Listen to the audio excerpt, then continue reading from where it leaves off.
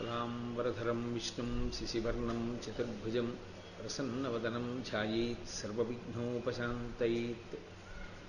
गुरुर्ब्रह्मा गुरुर्विष्णुः गुरुर्देवो महेश्वरः गुरुः साक्षात् परब्रह्म तस्मै श्रीगुरवे नमः।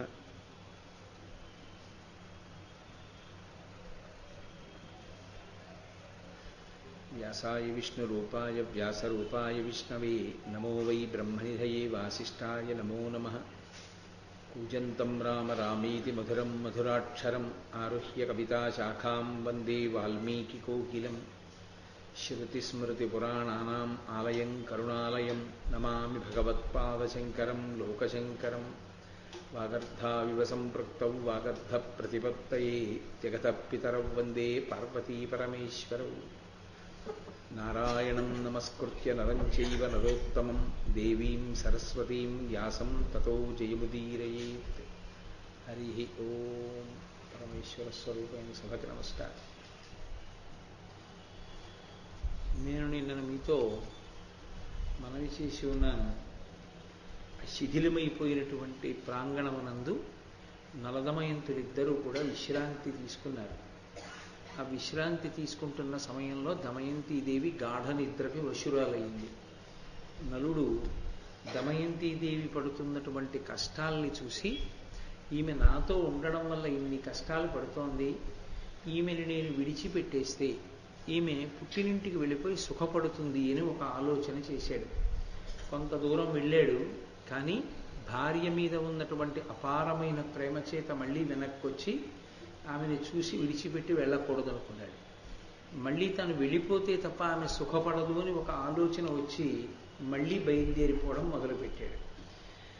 బాలనొక్కర్తూ నిక్కానపాలు చేసి నిష్ఠురుండనై ఈ నెట్లు నేర్తువోవా అనక కలిచేత నాకృష్టుడైన నలుడు విగతకరుణుడై దమయంతి విడిచి చనియే.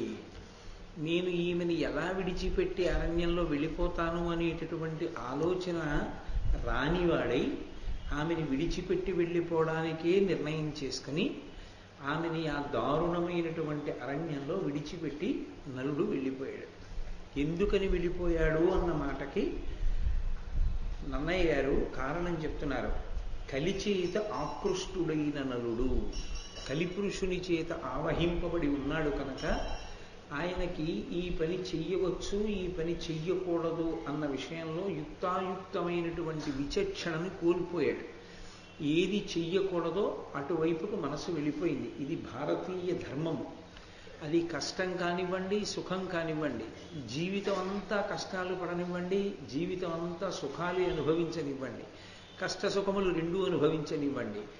ఒకసారి 3 ముళ్ళు వేసిన తర్వాత ఇక భార్యని విడిచిపెట్టేయడం అన్నమాట కానీ, ఏ కారణం చేత భర్తని భార్య విడిచిపెట్టడం అనేటటువంటి మాట కానీ అసలు సనాతన ధర్మమునందు లేవు. ఒకసారి 3 ముళ్ళు వేస్తే ఇంకా అంతే. కడుపున బిడ్డ పుట్టినప్పుడు ఒక అవకరంతో పుట్టాడు అనుకోండి, అవకరంతో పుట్టిన బిడ్డ అని వదిలేస్తారా? అవకరంతో పుట్టిన బిడ్డ అని అతని మీద ఎక్కువ ప్రేమ పెంచుకుంటారా? ఎక్కువ ప్రేమ పెంచుకుంటారు. అలా ఎక్కువ ప్రేమ పెంచుకుని ఆ బిడ్డలతోటే గడుపుతూ ఉంటారు. కొన్ని జీవితంలో చూసినప్పుడు చాలా ఆశ్చర్యకరంగా ఉంటాయి. ఉపన్యాసం చెప్పడం ఒక ఎత్తు అయితే కొన్ని విషయాలను చూసినప్పుడు ఆశ్చర్యంగా ఉంటుంది. హైదరాబాద్లో నాకు తెలిసిన తల్లి, పేరు ఎందుకు చెప్పాలి, మహాసౌజన్యమూర్తి. ఆమెని నా కూతురుగా భావన చేస్తుంటాను నేను. నా సొంత కూతురులాగే భావన చేస్తా. ఆ తల్లి కొడుకు మానసికమైనటువంటి పరిణతిని పొందలేదు. తల కొట్టేసుకుంటూ ఉంటాడు, ఎక్కడికి వెళ్ళడు. ఆ భర్త దైవం, అంత గుండెల్లో పెట్టుకు చూసుకుంటాడు. కానీ ఆమె మాత్రం ఆ కొడుకుని విడిచిపెట్టలేక మానసిక పరిణితి లేనటువంటి ఆ కొడుకుని పట్టుకుని అహర్నిశలు ఆవిడికి అదే పని, ఆ కొడుకుని చూసుకోవడం అంతే. ఒక్కొక్కసారి ఫోన్ చేసి నాతో మాట్లాడుతూ ఆవిడ ఒక మాట అంటుంటారు, గురువుగారు నా జీవితంలో నాకు ఉపశాంతి మీ ఉపన్యాసాలే అంటుంటారు. నాకు గుండెల్లో కలుక్కుమంటుంది నిజంగా. అబ్బా ఏమి తల్లితనం రా, ఆ పిల్లవాడు అలా ఉన్నాడు కాబట్టి వాడిని విడిచిపెట్టి వెళ్ళలేక ఆమె తన జీవితాన్నంతటినీ ఆ పిల్లవాడి కోసం అని చెప్పి అర్పణ చేసేసింది. వాడిని చూసుకుంటూ ఉండిపోవడమే. ఏమి కడుపున పుట్టిన బిడ్డ అయితే, అవకరంతో ఉన్నవాడైతే అంత ప్రేమిస్తామే, భార్య యందు లోపం ఉంటే దాన్ని సర్దుకుని పోయి పసిపిల్ల లాంటిది దాని మనస్తత్వం అంతే అని విశాల హృదయం పురుషుడికి ఉంటే సర్దుకోవడం తేలిక. అలాగే పురుషుని యందు బలహీనత లేకుండా ఉండదు, ఏదో ఉంటుంది. అది నలుడే అంటాడు ఎదర. ఎక్కడో ఏదో బలహీనత లేకుండా పరిపూర్ణమైన వ్యక్తిత్వం ఉండడం ఎలా సాధ్యం అవుతుంది? ఎక్కడో ఒక్కడ ఏదో ఒక బలహీనత, ఏ బలహీనత లేకపోయినా తెల్లవారుజామున ఒక కప్పు కాఫీ తాగకపోతే స్నానం చెయ్యలేని బలహీనత అయినా ఉండొచ్చు తప్ప పరిపూర్ణంగా వ్యక్తి ఉండడం మంచిదే. నేను కాదనను, అలా ఉండరు అని నేను సిద్ధాంతీకరించను. నేను లేను కాబట్టి అలా ఇతరులు ఉండరు అని చెప్పడం మూర్ఖత్వం. ఎక్కడో ఏదో చిన్న దోషం, పెద్ద పెద్ద దోషాలు ఉండాలని నేను అనను, కానీ చిన్న దోషం ఏదో ఉండొచ్చు. అంత మాత్రం చేత దాన్ని భార్య మాత్రం ఎలా ఎత్తి చూపిస్తుంది? చిన్న దోషం, ఆయనకి ఏదో చిన్న బలహీనత, ఒక కప్పు కాఫీ తాగడం ఏదో ఉంటుంది ఆయనకి, చాదస్తం లేకపోతే లేచిన దగ్గర నుంచి ఎప్పుడు స్నానం చేసేద్దామని తాపత్రయం ఏదో ఉంటుంది. ఏమీ వినడిగా చెప్పింది, స్నానం చేసి వెళ్ళిపోవాలంతే ఆ సంధ్యావందనానికి. ఏదో ఉంటుంది బలహీనత, దాన్ని భార్య అర్థం చేసుకోవాలి, భార్య బలహీనతని భర్త అర్థం చేసుకోవాలి. ప్రపంచంలో బలహీనత అన్నది లేని వాళ్ళు ఎవరు ఉంటారు? భార్యాభర్తల మధ్య అవగాహన లోపం ఉంటే భర్త ఎంతసేపు భార్య లోపాలు వెతికితే, భార్య ఎంతసేపు భర్త లోపాలు వెతికితే, ఇద్దరూ 10 మందిలోకి వచ్చినప్పుడు ఒకరి లోపాలు ఒకరు ఎత్తి చూపించుకుంటే ఆ దాంపత్యానికి అర్థం ఏముంది? ఇంక అసలు ఆ దాంపత్యానికి అర్థం లేదు, ఓ పరమార్థం లేదు. కాబట్టి అసలు భార్యని విడిచిపెట్టడం అనేటటువంటి సమస్య శాస్త్రంలో లేదు. ఆమెకి సమస్త సుఖస్థానము భర్తయే, ఆయనకు శాంతి స్థానము భార్యయే. ఆ మాటల్ని సభాముఖంగా బాగా వ్యాఖ్యానించి చెప్పడం కష్టం. కానీ మీరందరూ పరిణితి కలిగిన వారు, మీకు మీరుగా ఆలోచించి చూడండి. నేను అన్న మాటల్ని, భార్యకు భర్త సుఖస్థానం, భర్తకి భార్య విశ్రాంతి స్థానం. ఆమె ఎంత చదువుకోనివ్వండి, ఎంత పెద్ద ఉద్యోగం చేస్తుండనివ్వండి, ఎంత ఐశ్వర్యవంతురాలు కానివ్వండి, భర్త వలన సుఖం లేనప్పుడు, ఆయన గౌరవించినప్పుడు, ఆయన తృణీకరించినప్పుడు, ఆయన ఆమెని ఆ స్థానంలో కూర్చోబెట్టి సంతోషపెట్టనప్పుడు, ఆమెని దూరంగా ఉంచి ఆ స్థానంలో ఆమె పరిపూర్ణమైన ఆనందాన్ని పొందనప్పుడు ఎన్ని సుఖాలు ఉన్నా ఆమెకి సుఖం ఉంటుందా? ఉండదు. ఇన్ని లేకపోయినా ఆయన గుండెల్లో నాకు స్థానం ఉంది అంటే చాలా ఆవిడ పొంగిపోతుంది. అదే భర్త ఎక్కడ ఎన్ని చోట్ల విశ్రాంతి తీసుకొనివ్వండి, అది విశ్రాంతి కాదు. భార్య ప్రియమార పలకరించిన పలుకు, ఆమె సేద తీర్చినటువంటి సేద తీర్చడం, ఆమె చేత్తో ప్రేమగా పెట్టిన అన్నం, అవి పురుషుణ్ణి సేద తీరుస్తాయి, విశ్రాంతినిస్తాయి. అవి పురుషుడికి ఆరోగ్యకారకమవుతాయి. కాబట్టి అవి రెండు పరమ పవిత్రమైనటువంటి స్థానములు. ఆ స్థానముల యొక్క విలువ తెలుసుకుంటే దాంపత్యంలో ప్రతి చిన్న విషయానికి భీష్మించి దుఃఖ కారణాలు చేసుకోరు జీవితాన్ని. ఎందుకంటే తను ఉన్న స్థానం యొక్క బలం అటువంటిది అన్నప్పుడు ఆ స్థానం యొక్క గౌరవాన్ని నిలబెట్టడానికే సర్వకాలముల యందు ప్రయత్నం చేస్తారు. కాబట్టి ఆ పిల్లల యొక్క మనస్సుల్లో అక్రమమైనటువంటి భావాలు ఏవైనా ప్రవేశించి వాళ్ళు తమ వైవాహిక జీవితాల్ని పాడు చేసుకుంటున్నారు అంటే అది వాళ్ళ తప్పు కాదు. చాలా చోట్ల దోషం అంతా ఎక్కడ ఉంటుందంటే వాళ్ళకి తగిన సంస్కృతిని సంస్కారాన్ని అందించకపోవడంలో ఉంటుంది. అందరూ మహాభారతం చదువుకుంటారా? అందరూ మహాభారతం చదువుకోరు. అందరూ మహాభారతం చదువుకున్న ఒక్క పద్యాన్ని ఆధారం చేసుకుని అనేక కావ్యాలలో ఉన్న విషయాల్ని సంకలనం చేసుకుని సమీకరించి మనసులో ఆలోచించుకుని ఆ వ్యవస్థ యొక్క పవిత్రతని అర్థం చేసుకునేటటువంటి ప్రయత్నం చెయ్యడంలో కృతకృత్యులు కాగలరా? కాలేరు. కానీ దాన్ని అందించవలసినటువంటి అవసరం మాత్రం సమాజంలో దాన్ని చదువుకున్నటువంటి వాళ్ళ మీద ఉంటుంది. అది అందించడంలో పొరపాటు జరిగితే, అది అందించడంలో ఇబ్బందులు వస్తే దాని వలన సమాజంలో సమస్యలు తలెత్తుతాయి. అటువంటి సమస్య తల ఎత్తకూడదు అంటే తప్పకుండా సంస్కృతి యందు ఉంచుకోగలగాలి. ఎందుకని అంటే మీరు ఒక్కటి బాగా జ్ఞాపకం పెట్టుకోవలసినటువంటి విషయం ఒకటి ఉంటుంది. వైవాహిక జీవితము కానీ వివాహము కానీ తన యొక్క వ్యక్తిగత సమస్య కాదు. అది వాడు ఒక్కడితో పోదు. వాడి భార్యని విడిచిపెడితే పిల్లల సంగతి ఏమిటి, అత్తమామల సంగతి ఏమిటి, తల్లిదండ్రుల సంగతి ఏమిటి? వాళ్ళు మనుష్యులు కారా? వాళ్ళ మనసులు కలుక్కుమంటుండవా కన్న పాపానికి? ఖచ్చితంగా అంటూ ఉంటాయి. అది మరిచిపోవడం అనేటటువంటిది సాధ్యమయ్యే విషయం కానే కాదు. అలా మరిచిపోతే వాళ్ళు తల్లిదండ్రులు కాదు. కాబట్టి కలుక్కుమంటూనే ఉంటుంది. అది ఎలా నీ వ్యక్తిగతమైంది?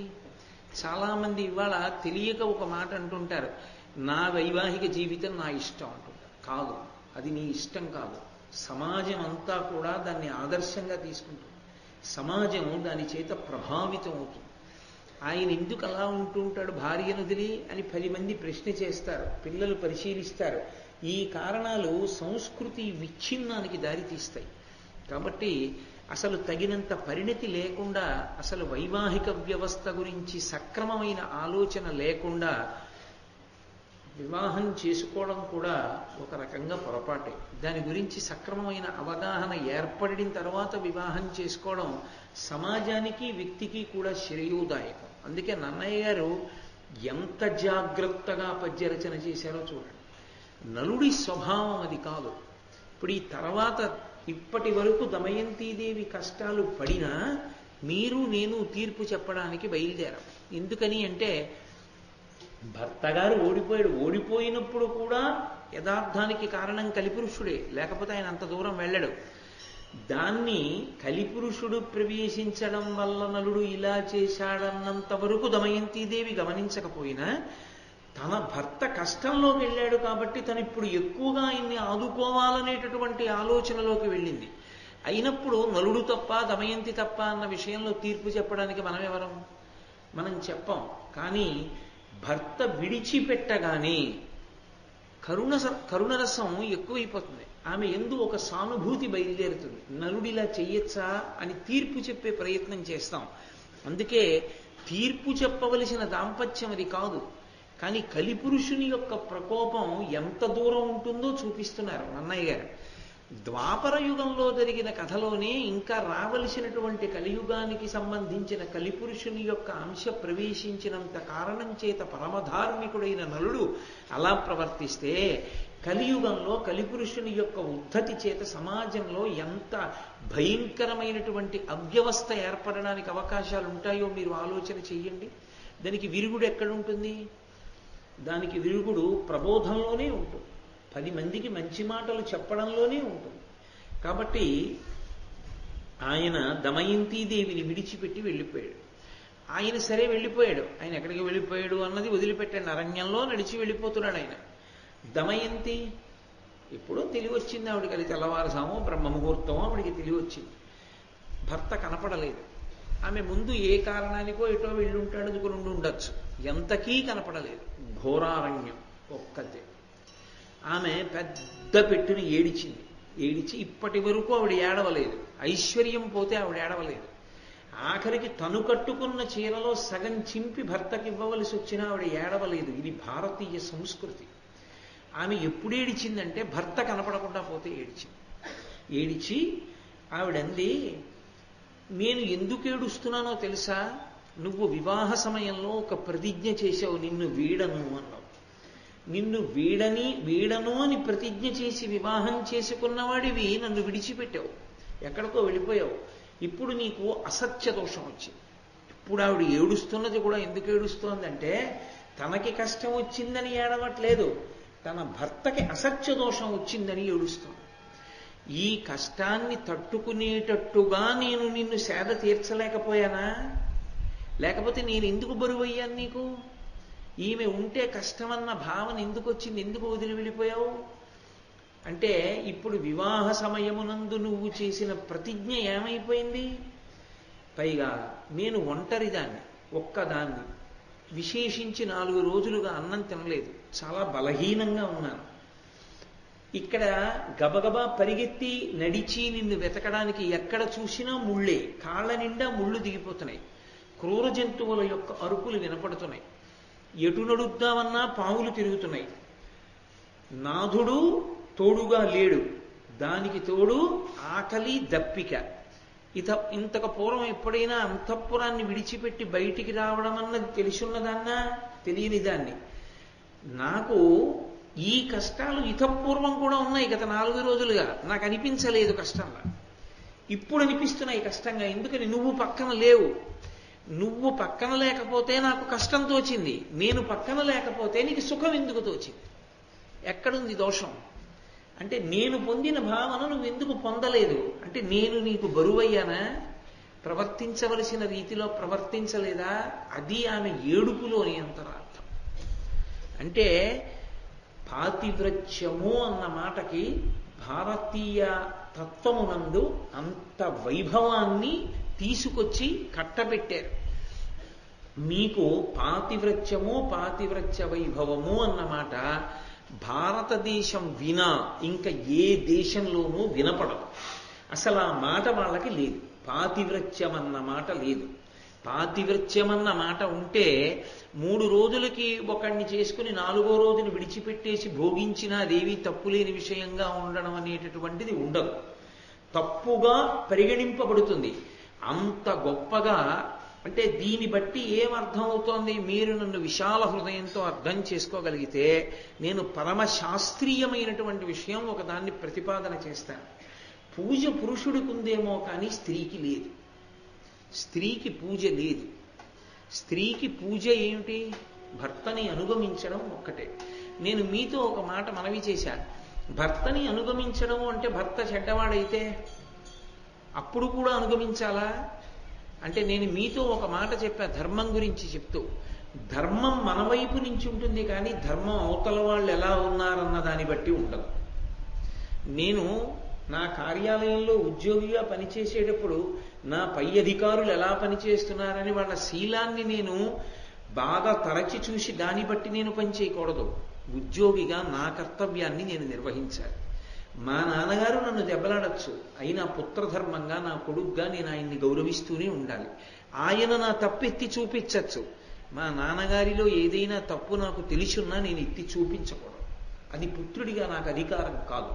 ధర్మము అన్న మాటని జాగ్రత్తగా అర్థం చేసుకోవాలి. పాతివ్రత్యము అంటే పతిని అనుగమించుట. దాని చేత ఏమవుతుందంటే 1,000,000 జన్మలు తపస్సు చేసినటువంటి పురుషుడు ఏ శక్తిని పొందుతాడో పతివ్రత అయిన స్త్రీ అదే శక్తిని పొందేస్తుంది. పురుషుడు ఎంతో తపస్సు చేస్తే వాడి వాక్కు సత్యమవుతుంది. వాడు మాట అంటే ఆ మాట సత్యమైపోతుంది. కేవల పాతివ్రత్యము చేత ఆడదాని మాట కూడా అంతే మహాతపస్విని అవుతుంది. ఆవిడ నోట ఒక మాట అంటే అది జరిగిపోతుంది అంతే. కాబట్టి దమయంతీదేవి నలుండి తెప్పి పొడుస్తోంది అని అర్థం చేసుకోమన్నది భారతంలో నన్నయ్య గారి హృదయం కాదు. దమయంతీదేవి యొక్క పాతివ్రత్యాన్ని అర్థం చేసుకోమని ఆయన హృదయం. ఎందుచేత అంటే మీరు చూడండి, అమ్మ, నాన్న, బాబు, నా చిట్టి, నాకన్నా అని పిలిచి ముద్దు చేసి బుజ్జగించినప్పుడు మీ మాట వినడం గొప్ప కాదు. మీరు నిష్కారణ కోపంతో ఇలా వేలు చూపించి బుద్ధుందా లేదా నీకు అన్నారనుకోండి, అప్పుడు కూడా ఎంతో ప్రేమగా ఒక్క మాట అనకుండా సంతోషంగా వచ్చి మిమ్మల్ని అనుగమించారనుకోండి, అది ప్రేమకి పరాకాష్ట కాదు. బతిమాలినంతసేపు, ముద్దు ముద్దుగా చూసినంతసేపు సంతోషంగా ఉండి కొంచెం కోపగించేటప్పటికి వైముఖ్యాన్ని ప్రదర్శించి 1 గంట సేపు మాట్లాడలేదనుకోండి, అప్పుడు అది పరిపూర్ణత ఎలా అవుతుంది? అది అవదు. అది పురుషుడా స్త్రీయా నేను చెప్పట్లేదు. ఎవరైనా కూడా ఇప్పుడు అవతల వారిని నేను చాలా బాగా అర్థం చేసుకోవడము అన్న మాటకు అర్థం ఏమిటి? వాళ్ళ బలహీనతని నేను కప్పుకురాగలగడం కాదు. వాళ్ళకు బలహీనత ఉంటే నేను దాన్ని కప్పగలగాలి. వాళ్ళు ఏదో తొందరపడి మాట్లాడారనుకోండి, నేను క్షమించగలగాలి. అలా క్షమించలేకపోయాను అనుకోండి, ఇంకసలు ఆ ప్రేమకు అర్థం ఎక్కడుంది? అది ప్రేమే కాదు, అలా అర్థం లేదు. ఇంకా అది దాంపత్యంలోకే వస్తే ఇంకంతకన్నా వ్యాపారాత్మకమైన దాంపత్యం ఇంకోటి లేదు. వాళ్ళిద్దరూ సంతోషంగా ఉండాలంటే ఎవరికి ఏ కోపం ఉన్నా నా బుజ్జి నాకన్నా అనే అనుకోవాలి. ఎవరి మీద కోపం కూడా పడకూడదు. ఎవరిని కారణం లేకుండా మాట్లాడకూడదు. కారణం ఉంటేనే మాట్లాడాలి. అంటే కారణం ఉంటే తగినంత కారణం చూపించగలనంటే కోపగించాలంటే అదో వ్యాపార సంస్థో కార్యాలయమో అయి ఉండాలి. ఎందుకండి కోపగించారంటే ఇదిగో ఈ కారణం ఉంది కాబట్టి నీకు మెమో ఇస్తున్నాను అన్నకి. ఈ కారణం ఉంటే కోపగించాలంటే ఇక్కడ సంసారం ఎందుకు అవుతుంది? కాబట్టి దమయంతీదేవి యొక్క జీవితంలో ఆమె యొక్క పాతివ్రత్య బలం ఎటువంటిదో ఆవిష్కరిస్తున్నారు. ఆ తల్లి ఇంత ఏడుస్తూ ఆ నలమహారాజు గారిని వెతుక్కుంటోంది, భర్తని.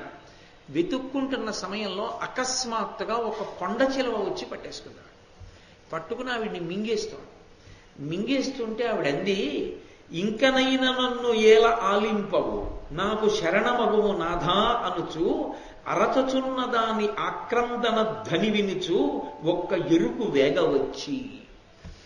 ఆమె అప్పుడు ఏమందంటే, ఇప్పటిదాకా నేను నిన్ను వెతుకుతున్నాను, ఇప్పుడు ఇక నేను వెతకలేను. ఇప్పటిదాకా నాకు ఎంతో అంతో ఓపికంది కాబట్టి నన్ను నేను రక్షించుకున్నాను. ఇప్పుడు కొండ చిలవతో యుద్ధం చేసి రక్షించుకోగలిగిన శక్తి నాకు లేదు. కాబట్టి నేను శరణాగతి చేస్తున్నాను ఎవరిని? భర్తని. కాబట్టి శరణాగతి అన్న మాటకు అర్థం ఏంటి? ఒకవేళ నేను ఏదైనా దుడుకు పని చేసి ఉన్న కారణం చేత మీరు నా నుంచి దూరమైనా మీరే నాకు రక్షకులని భావన చేస్తున్నాను కనుక నా రక్షణ యందు నేను ఏ ఉపాయమును అనుష్ఠించలేను కనుక మీరు ఇప్పుడు వచ్చి రక్షించండి కనీసం. అయ్యో బాబోయ్, అసలు ఇంకా అంత తీవ్రంగా అటువంటప్పుడు కొండ చిలవ పట్టుకున్నప్పుడు కూడా మాట్లాడాలంటే ఆవిడిది గుండె కాదు, అదొక అమృత భాండం అంతే. అని అంటే ఎక్కడున్నాడు నలుడు? ఎక్కడికో వెళ్ళిపోయాడు ఆయన. ఈవిడ అరుపులు ఎవరికి వినపడ్డాయంటే ఒక ఎరుకవానికి వినపడ్డాయి. అతను గబగబా వచ్చి తన చేతిలో ఉన్న చురకత్తి చేత ఆ కొండ చిలవని ముక్కలుగా తరిగించాడు. కొండ చిలవ పడిపోయింది. ఆవిడ కొండ చిలవ నుండి విముక్తురాలైంది. అతను వెళ్ళాడు, ఆ ఒంటి నిండా నిత్తురు అంటుకుంది, ఏట్లో స్నానం చేశాడు. అరణ్యంలో దొరికేటటువంటి మంచి ఫలాలు, దుంపలు, తేనె మొదలైనవి ఆకులు తెచ్చి అక్కడ పెట్టాడు. ఆమె ఆ పళ్ళు అవి తింది. ఆమె తిన్న తరువాత అతను ఆమెని పరీక్షగా చూశాడు. ఆమెలో అందం ఆయన కంటపడింది. అప్పుడు కనబడగానే అతని మనసులో కలగకూడని కోరిక కలిగింది, కామ ప్రచోదనం అయి ఆయన నోటి వెంట ఏ మాట రాకూడదో అటువంటి మాట వచ్చి అంత మహాపతివ్రతమైనటువంటి దమయంతీదేవితో కూడడానికి ఆయన సంకల్పం చేశాడు. అంతకన్నా ఇంకా సభాముఖంగా చెప్పవలసిన అవసరాలు ఉండవు, అర్థం చేసుకోవచ్చు. అగ్నిశిఖయుబోలే అంటను డాయను చూడరాని ఎట్టి శుభచరిత్ర ఎరుకలేని కరకుటెరుక అపేక్షించగా తనకు ఆయు అల్పమైన. ఎటువంటి తల్లిని అపేక్షించాడు? అగ్నిశిఖయు పోలే అంటను డాయను చూడరాని ఎట్టి శుభచరిత్ర. ఆమె అగ్నిశిఖని నోట్లో పెట్టుకుంటావా? అగ్నిశిఖని కౌగిలించుకుంటావా? మూట కట్టుకుంటావా? అగ్నిశిఖ ముట్టుకోవడానికి లేకపోతే దాన్ని దాచుకోవడానికి పనికొచ్చేది కాదు. అది కాల్చేస్తుంది. ఎంత గొప్ప ఉపమానం వేశారో చూడండి. అది అగ్నిశిఖ అని తెలియక ఎరుకలేని కరకుటెరుక అపేక్షించగా, ఆ విషయం తెలియనటువంటి ఒక ఎరుక ఆమెని అపేక్షించాడు. తనకు ఆయు అల్పమైన తన ఆయుర్దాయం క్షీణించిపోయింది కాబట్టి అటువంటి ఆలోచన వచ్చింది అన్నారు. ఇందులో ఒక గొప్ప ఆర్షోక్తి దాచబడింది. పురుషుడికి అర్ధంతరంగా ఆయుర్దాయం పూర్తయిపోతుంది అని గుర్తు ఏమిటంటే పరస్త్రీ సంగమునందు అనురక్తి కలగడం. పరస్త్రీ సంగతోషేణ బహవో మరణంగతాః. పురుషుడి ఆయుర్దాయం అకస్మాత్తుగా క్షీణించి అర్ధాంతర మరణాన్ని ఎందుకు పొందుతాడు అంటే, అకాల మృత్యువుని ఎందుచేత పొందుతాడు అంటే పరాయి స్త్రీని కోరినటువంటి కారణం చేత. పరమ దారుణాతి దారుణమైనటువంటి విషయం ఏదైనా ఉంటే అదొక్కటే. కాబట్టి అసలు దాని జోలికి వెళ్ళడానికి వీల్లేదు. అటువంటి లక్షణం మహాపతివ్రత యందు ఎరుకకు పుట్టింది. వాడు ఎరుకలేని వాడు కావచ్చు, కానీ అందుకే అగ్నిశిఖ అని వేశారు. పసిపిల్లాడండి పాపం, వాడికి తెలియదండి అది అగ్నిశిఖ, దాన్ని ముట్టుకుంటే కాల్చేయడమేనా తప్పు కదా అంటే అగ్ని ధర్మం, అది కాల్చేస్తుంది అంతే. అగ్నికి నా పర భేదాలు ఉండవు, అది దాని ధర్మం. అగ్నికి కాల్చడం ఎలా ధర్మమో మహాపతివ్రత అయిన స్త్రీ వంక చూడకూడని చూపు చూస్తే కాల్చేయడం ఆమె యొక్క పాతివ్రత్య ధర్మం. భర్త పట్ల ఎంతటి వెన్నముద్దో పరపురుషుడు చూడకూడని చూపు చూస్తే తన కన్ను ఎరిపెక్కి కాల్చేయడం ఆమెకి అంత స్వాభావికమైనటువంటి ధర్మం. అందుకే ఆమె కన్ను నల్లగానే ఉండాలి అంటే నువ్వు ఆమె యందు కామాక్షిని దర్శనం చేయడం పురుషుడికి అభ్యున్నతి హేతు. పరదేవతా దర్శనం చేయడం ఆయన మరింత వృద్ధిలోకి వస్తాడు, అది ఆయుక్కారకం అవుతుంది. కాబట్టి ఇప్పుడు ఆ తల్లి ఆ ఎరుక యొక్క హృదయాన్ని గమనించినదై నీవు మరణించదవుగాక అంతే. ఉత్తర క్షణంలో అతను మరణించాడు. అంటే ఇప్పుడు మీరు ఒక విషయాన్ని గమనించాలి. ఈ మాట కొండ చిలవని అనలేదు ఆవిడ, ఒక ఎరుకనే అంది కదా, అంటే ఎరుక చచ్చిపోయాడు కదా, ఈ కొండ చిలవని అనకూడదు ఏంటి? ఓ కొండ చిలవా నువ్వు మరణించదవుగాక అంటే కొండ చిలవ చచ్చిపోదా? కొండ చిలవని చంపడానికి పనికిరాని పాతివ్రత్యం ఎరుకని చంపడానికి పనికొచ్చిందా? అంటే ఒకవేళ శరీరం చచ్చిపోవలసి వస్తే, ప్రాణం పోవలసి వస్తే ఆవిడ పాతివ్రత్యాన్ని అడ్డు పెట్టదు, వదిలేస్తుంది. ప్రాణంతో ఉండి శీలాన్ని కోల్పోవలసి వస్తే పాతివ్రత్యాన్ని అడ్డు పెట్టదు. అంటే దేనికన్నా ఏది గొప్పది ఆవిడికి? ప్రాణం కన్నా శీలం గొప్పది. ఇది భారతీయ స్త్రీ యొక్క తత్వం. ఇది వెంటనే పక్క పద్యాల్లో నిరూపణం చేస్తున్నారు నన్నయ్య గారు. అది తెలిసున్న నాడు అసలు స్త్రీని ఎంత గౌరవించిన దేశమో, స్త్రీకి ఎంత పట్టం కట్టిన దేశమో, మహాకవులు ఎంత గొప్ప రచనలు చేశారో అర్థమవుతుంది. అంతేకాని అర్థం పర్థం లేని విషయాలన్నీ తీసుకొచ్చి వేదికలెక్కి వాళ్ళకే సరిగ్గా తెలియని విషయాల గురించి మాట్లాడడం, అక్కర్లేని విషయాలు స్త్రీలలో రెచ్చగొట్టడం అర్థపాండిత్యం ఉన్న వాళ్ళు చేసే లక్షణం. కాబట్టి ఆమె బయలుదేరి నడిచి వెడుతోంది నలమహారాజు గారిని వెతుక్కుంటూ. వెడుతూ ఉండగా నన్నయ్య గారు ఒక మాట అన్నారు, అబ్బోయి అసలు నిజంగా అది చదవవలసిందే తప్ప, అనుభవించవలసిందే తప్ప, ప్రవచనం ఏదో కొన్ని పద్యాలు చెప్పగలను కానీ అన్ని పద్యాలు నేను ఎక్కడ చెప్తూ కూర్చోగలను. వారిభక్షులు, పర్ణభక్షులు, వాయుభక్షులు, శాఖ నివారభక్షులు, వృక్షమూల నివాసయుక్తులునై తపం బారచేయు మహామునీంద్రుల ఆశ్రమం బెడగాంచే అంభోరుహాక్షి పురాసమార్జిత పుణ్యకర్మ ఫలంబునన్. ఆమెకి ఒక మునిపల్లె కనపడింది. ఆ మునిపల్లె ఆమెకే కనపడుతుంది తప్ప ఎవరికీ కనపడదు. అది నన్నయ్య గారి హృదయం. అదేంటి, అక్కడ మునిపల్లె ఉంటే అందరికీ కనపడుతుంది, ఒక్క దమయంతికే ఎందుకు కనపడుతుంది అంటే వాళ్ళు దమయంతికే కనపడాలని వచ్చిన వాళ్ళు తప్ప అన్యులకు కనపడాలని వచ్చిన వాళ్ళు కాదు. వాళ్ళు ఎవరికి కనపడాలనుకుంటారో వాళ్ళకే కనపడగలరు. అంతటి మహాతేజస్సులైన మునులు వాళ్ళు. అంతటి మహాతేజస్సులని ఎలా చెప్పగలవు? వాళ్ళ నియమ పాలనాన్ని బట్టి. వాళ్ళు వారిభక్షులు, పర్ణభక్షులు, కొంతమంది కేవలం నీళ్లు మాత్రమే తాగి ఎప్పుడూ తపస్సు చేస్తుంటారు. కొంతమంది పర్ణభక్షులు, వాళ్ళు ఆకులు మాత్రమే తింటారు. కొంతమంది గాలి మాత్రమే తింటారు. కొంతమంది ఆకులు మాత్రమే తింటారు. కొంతమంది ఎప్పుడు చెట్టు యొక్క మూలాన్ని ఆశ్రయించి ఉండి తపస్సు చేస్తుంటారు. అసలు వాళ్ళు ఏమీ తినరు. అలా నిలబడగలరా? వాళ్ళకి అది సాధ్యమైంది. కొంతమందికి కొన్ని సాధ్యం అవుతాయి. మీరు చూడండి, మీకు సాధ్యం కాలేదని ఇంకోటికి సాధ్యం కాలేదనుకోండి. ఒక్కొక్కడు పడుకుని పొట్టమించి 500 మోటార్ సైకిళ్ళు ఎక్కించుకుంటాడు. వాడికి అది సాధ్యమైంది. పేపర్లో వేస్తేను, టీవీలో చూపిస్తేను, నువ్వు చూస్తేను నమ్ముతావు. వాడు ఎక్కించుకున్నాడంటే వాడికి సన్మానం చేస్తావు. ఒక మునిపల్లె అలా తపస్సు చేయగలిగిన వాళ్ళు ఉన్నారు అంటే నువ్వు చూడలేదు కాబట్టి ఉండరు అంటే అంతకన్నా అన్యాయమైన విషయం లోకల్లో ఇంకోటి లేదు. అదే నిజమైతే ఈ భూమి తిరుగుతోంది అన్నది కూడా నీకు తెలియదు. భూమి తిరగడం నువ్వు చూసావా ఎప్పుడైనా? మరి నువ్వు చూడకపోయినా భూమి తిరుగుతోందిగా. మరి భూమి తిరుగుతున్నది నీకు కనపడకపోయినా నువ్వు అంగీకరించినప్పుడు మహాతేజస్సులైనటువంటి వారు తాము కనపడాలనుకున్న వాళ్ళకి కనపడతారని నన్నయ్య గారు చెప్తే నువ్వు నమ్మాలి. నేను నమ్మానంటే నీ మూర్ఖత్వం. దానికి పరిష్కారం లేదు. కాబట్టి వాళ్ళు శాక నీవార భక్షులు వృక్షమూల నివాసయుక్తులునై తపం బారచేయు మహామునీంద్రుల ఆశ్రమం బెడగాంచే అంభోరుహాక్షి. తామర రేకుల వంటి కన్నులు కలిగినటువంటి దమయంతీదేవికి ఆ మునిపల్లె కనపడింది.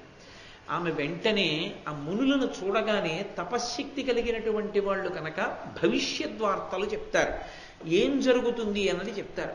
కాబట్టి ఆమెకేం కావాలి ఇప్పుడు? ఆమె ఆరాటం ఏమిటి? నలుడు ఎక్కడున్నాడు అదొక్కటే ఆవిడ ఆరాటం. ఆమె పరుగు పరుగున వెళ్ళి ఆవిడ అడిగిన మాట ఏమిటో తెలుసా? నలమహారాజు గారు ఇలా వెడుతూ మీకేమైనా వచ్చే పాదాలకు నమస్కరించి వెళ్ళారా అని అడిగింది. మా ఆయన్ని చూశారా అని ఆవిడ అనలేదు. తపస్సు చేసుకుంటున్న వాళ్ళకి అదే పని, ఎవడు వెళ్ళిపోతున్నాడో ఎవడు వస్తున్నాడో చూడడం. వాళ్ళు చూడరు. వాళ్ళు ఎందుకు చూడాలి? తన భర్త వాళ్ళు మునులు అని వెళ్ళి నమస్కారం చేస్తే వాళ్ళు కళ్ళు విప్పి చూడాలి. తన భర్త అలా వెళ్ళడు, ఎటో వెళ్ళిపో ఉంటాడు అని ఆవిడ అనలేదు. మునులు కనపడితే నా భర్త నమస్కరిస్తాడు వెళ్ళి అంటే, ఆమె ప్రశ్న అడగడంలో కూడా తన భర్త పట్ల ఎంత సమున్నత భావన కలిగిన తల్లో చూడండి. ఒక ఆడదాని మాట బట్టి ఆమె సంస్కారం తెలిసిపోతుంది, ఒక పురుషుడి మాట బట్టి వాడి సంస్కారం తెలిసిపోతుంది. ఆమె మునులతో మాట్లాడుతూ నలుడెక్కడా అని అడగలేదు. నలుడు ఇలా వెడుతూ వచ్చి మీకు నమస్కరించి వెళ్ళాడా, ఎటుగా వెళ్ళాడు మీరు చూస్తే చెప్పండి అని అడిగింది. వాళ్ళు నవ్వి అన్నారు, నలుడిటు రాలేదు అని. ఒక్కసారి కళ్ళు మూసుకుని తెరిచి వాళ్ళు అన్నారు, అమ్మా త్వరలోనే నువ్వు నలమహారాజు గారి యొక్క సమాగమాన్ని పొందుతావు. మళ్ళీ పూర్వం ఏ రాజ్యాన్ని పరిపాలించారో ఆ రాజ్యాన్ని మీరు సంతోషంగా ఇద్దరూ కలిసి అనుభవిస్తారు. సమస్త సుఖములను సమస్త సంపదలను అనుభవిస్తావు. తల్లి నువ్వు బెంగ పెట్టుకోకు అని వాళ్ళు ఆ తల్లితో అనగానే, అది మునివాక్కు, సామాన్యుడి వాక్కు కాదు. కాబట్టి ఆమెకి ఊరట లభించింది. ఎందుకు లభించాలి? ఎందుకు రావాలి ఇప్పుడు మునులలా? ఆమెకే కనపడేటట్టు ఎందుకు రావాలి ఆ మునిపల్లె అంటే, నలుడు కనపడని నాడు ఆమెకి జీవితం మీద అనురక్తి లేదు. ఆమె తింటుంది తాగుతుంది అన్న ఆశ లేదు. ఆమె అలా లేకపోతే ఆమె శరీరం పడిపోతుంది. శరీరానికి ఓ ధర్మం ఉంది, పెడితే బతుకుతుంది, నీళ్లు పోస్తే బతుకుతుంది. ఆహారం పెట్టి నీళ్లు పోయకపోతే అది బతకదు. దాని అవసరాలు అడుగుతుంది, దానికి పెట్టాలి. ఆకలేస్తోంది అంటుంది, అన్నం పెడితే ఊరుకుంటుంది, లేకపోతే అదేం ఊరుకోదు, శోషిస్తుంది. అప్పటికి 5 రోజులైంది. ఆవిడ శరీరం పడిపోతే, మహాపతివ్రత శరీరం పడిపోకుండా రక్షించడం పరమేశ్వరుడి యొక్క ధర్మం. ఆయన ఎవరు చెప్తే ఆవిడ సమాశ్వాసిస్తుందో నమ్ముతుందో వాళ్ళని పంపాడు. అందుకే ఎవరికీ అవసరం లేదు ఆ మునిపల్లె కనపడడం, ఆవిడ కొరకు వచ్చారు, అందుకే ఆవిడికే కనపడింది. వాళ్ళు ఈ మాట చెప్పగానే ఆవిడ చాలా సంతోషించింది. అంటే ఇప్పుడు ఆవిడికి బ్రతుకు మీద ఆశ అంకురించింది. నలుడు కనపడతాడు, నలుడితో కలిసి తాను సామ్రాజ్య సుఖాలు అనుభవిస్తుంది. కాబట్టి పిల్లలతో కలిసి సంతోషంగా ఉంటారు. ఇప్పుడు ఆమె శరీరాన్ని ఉపేక్షిస్తుందా? నిలబెట్టుకుంటుంది, అన్నం తింటుంది, నీళ్లు తాగుతుంది, బతుకుతుంది, ఉంటుంది. దేనికోసం? నలుడి కోసం. ఆమెకి జీవితం మీద ఆ ఆశ కల్పించాలి. ఎవరు ఎంతకాలం బతిమాలి పెడతారు? ఇది మనుష్యుని జీవితానికి ఉండేటటువంటి లక్షణం. ఏదో ఒక ఆశ ఉందనుకోండి, మనిషి తింటాడు, తాగుతాడు, బతుకుతాడు. ఏ ఆశ లేదనుకోండి, అన్ని తలుపులు మూసుకుపోయాయి అనుకోండి, చచ్చిపోతామంటే బెంగెందుకు? ఇక శరీరం మీద మాత్రం ఎందుకు ఉంటుంది వ్యామోహం? ఉండదు. ఏమో అప్పుడు కూడా మూర్ఖత్వంతో శరీరం మీద వ్యామోహం ఉంటుందేమో, మరి చెప్పడం కష్టం అనుకోండి. కాబట్టి ఆమెకి ఈ మాట చెప్పి దమయంతీదేవికి నలమహారాజు గారితో తిరిగి కలుస్తాననేటటువంటి విశ్వాసము కలగగానే ఆ మునిపల్లె అదృశ్యమైపోయింది. లేదక్కడ మునిపల్లె. ఆమె వెళ్ళిపోయిన తర్వాత అదృశ్యం అవ్వచ్చుగా, ఆవిడ ఎదురుగుండానే అదృశ్యం అవ్వడం ఎందుకు అంటే, వాళ్ళు ఎప్పటి నుంచో ఇక్కడ తపస్సు చేసుకుంటున్నారు, ఏదో ఆడది అడిగింది, ఓ మంచి మాట చెప్పారు, కానీ ఏమో నిజమో అబద్ధమో అన్న అనుమానం ఆవిడికి రాకుండా ఉండాలంటే అది అదృశ్యం అయిపోయింది అనుకోండి. నాకే కనపడి అదృశ్యం అయిపోయిందంటే అంతటి మహిమాన్వితులు వాళ్ళు ఎందుకు అబద్ధం చెప్తారన్న ధృతి ఆవిడికి కలుగుతుంది. అందుకు ఆవిడికే కనపడింది, ఆవిడికి కనపడి చెప్పగానే అదృశ్యమైంది. అది నన్నయ్య గారి హృదయం. అంటే నలుణ్ణి రక్షించడానికి ఈ మునులు రాలేదు, ఈ మునిపల్లె రాలేదు. దమయంతిని రక్షించడానికి మాత్రం మునిపల్లె వచ్చింది. అంటే భగవత్ కటాక్షం ముందు పాతివ్రత్యం ఉన్నటువంటి స్త్రీని రక్షించడం మీద ఉన్నదా, ఇంకొక దాని మీద ఉన్నదా? అంటే పాతివ్రత్యంతో ఉన్న స్త్రీ పడిపోవడాన్ని పరమేశ్వరుడు అంగీకరించడు. అది చాలా చాలా విశిష్టమైనటువంటి విశేషం. అందుకే భగవంతుడు ఆ మునిపల్లె ఆమెకి మాత్రమే కనపడేటట్టుగా సంకల్పం చేసి ఆ మునులు చెప్పినటువంటి మాటల వలన ఆమె దృఢ విశ్వాసమును పొందేటట్టుగా మళ్ళీ మునిపల్లె అంతర్ధానమైంది. ఆమె ముందుకు నడిచి వెడుతోంది. ఆమెకి ఒక సార్ధము కనపడింది. సార్ధము అంటే వణిజుల గుంపు. ఈ వర్తకులు వ్యాపారం చేసేవాళ్ళు ఒక గ్రామం నుంచి ఒక గ్రామానికి వెడుతుంటారు. పూర్వం అరణ్య మార్గంలో వెడుతూ ఉండేవారు. ఒకరు వెడితే దోచుకుంటారని చాలా మంది కలిసి నడిచి వెడుతూ ఉండేవారు. ఆమె వాళ్ళని చూసి ఎవరో మనుష్యులు కనపడ్డారు. ఇప్పుడు ఆవిడికి బ్రతుకు మీద ఆశ కలిగింది. నలుడు కనపడతాడు కాబట్టి దగ్గరలో ఏదైనా ఊరుందేమో ఆ ఊరు వెళ్ళి ఎక్కడైనా తలదాచుకుందామని, ఇప్పటి వరకు ఏ ఊరు వెడదామని నలుడు అడిగితే అక్కర్లేదండి. ఇప్పుడు తను ఊరు వెళ్ళాలనుకుంటాడు. ఎందుకని? తన తల దాచుకోవడానికి, తను బ్రతికి ఉండడానికి. ఎందుకు? నలుడు వస్తాడని మునులు చెప్పారు కాబట్టి. ఇది మునివాక్యానికి అర్థం. కాబట్టి ఇప్పుడు ఆవిడ ఆ వణిజుల దగ్గరికి వెళ్ళింది, ఆ వర్తకుల దగ్గరికి వెళితే అందులో కొంతమంది పారిపోయారు ఆవిడని చూసి. వాళ్ళు అనుకున్నారు దయ్యం వస్తోందిరో అనుకున్నారు. అంటే ఇక వర్ణించక్కర్లేదు దాన్ని. దమయంతి ఎలా ఉండి ఉంటుందో మీరు ఊహించవచ్చు. ఆవిడ్ని చూడగానే దయ్యమని పారిపోయారు చాలామంది. అంటే ఆవిడ అసలు ఎంత దారుణమైన స్థితిని పొందేసిందో.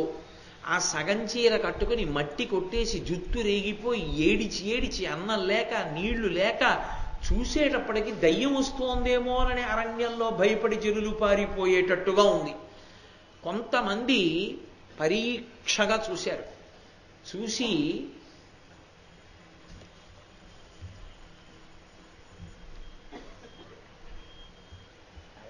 పెట్టేశారు బాగా. సాయిబాబా గుళ్ళో ఎక్కడో దూరంగా పెట్టమని. హరి ఓం. ఆ తల్లి ఆ సార్థంలో ఉన్నటువంటి ఆ వర్తకం చేసే వాళ్లతో కలిసి దగ్గర ఉన్న ఊరు వెళ్ళాలి అని కొంతమంది ఆవిడ్ని పరీక్షగా చూశారు. ఆ పరీక్షగా చూసిన వారికి ఆమెలో లక్ష్మీదేవి కనపడింది.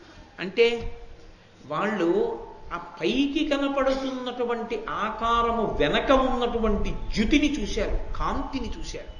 చూసి ఈమె సామాన్యురాలు కాదురా, ఈమె మారువేషంలో వస్తున్న లక్ష్మి అని ఆమెకి నమస్కరించారు. ఆవిడ వెళ్ళి అడిగింది, అయ్యా మీరందరూ ఎక్కడికి వెడుతున్నారో నాకు చెప్పవలసింది అని అడిగింది.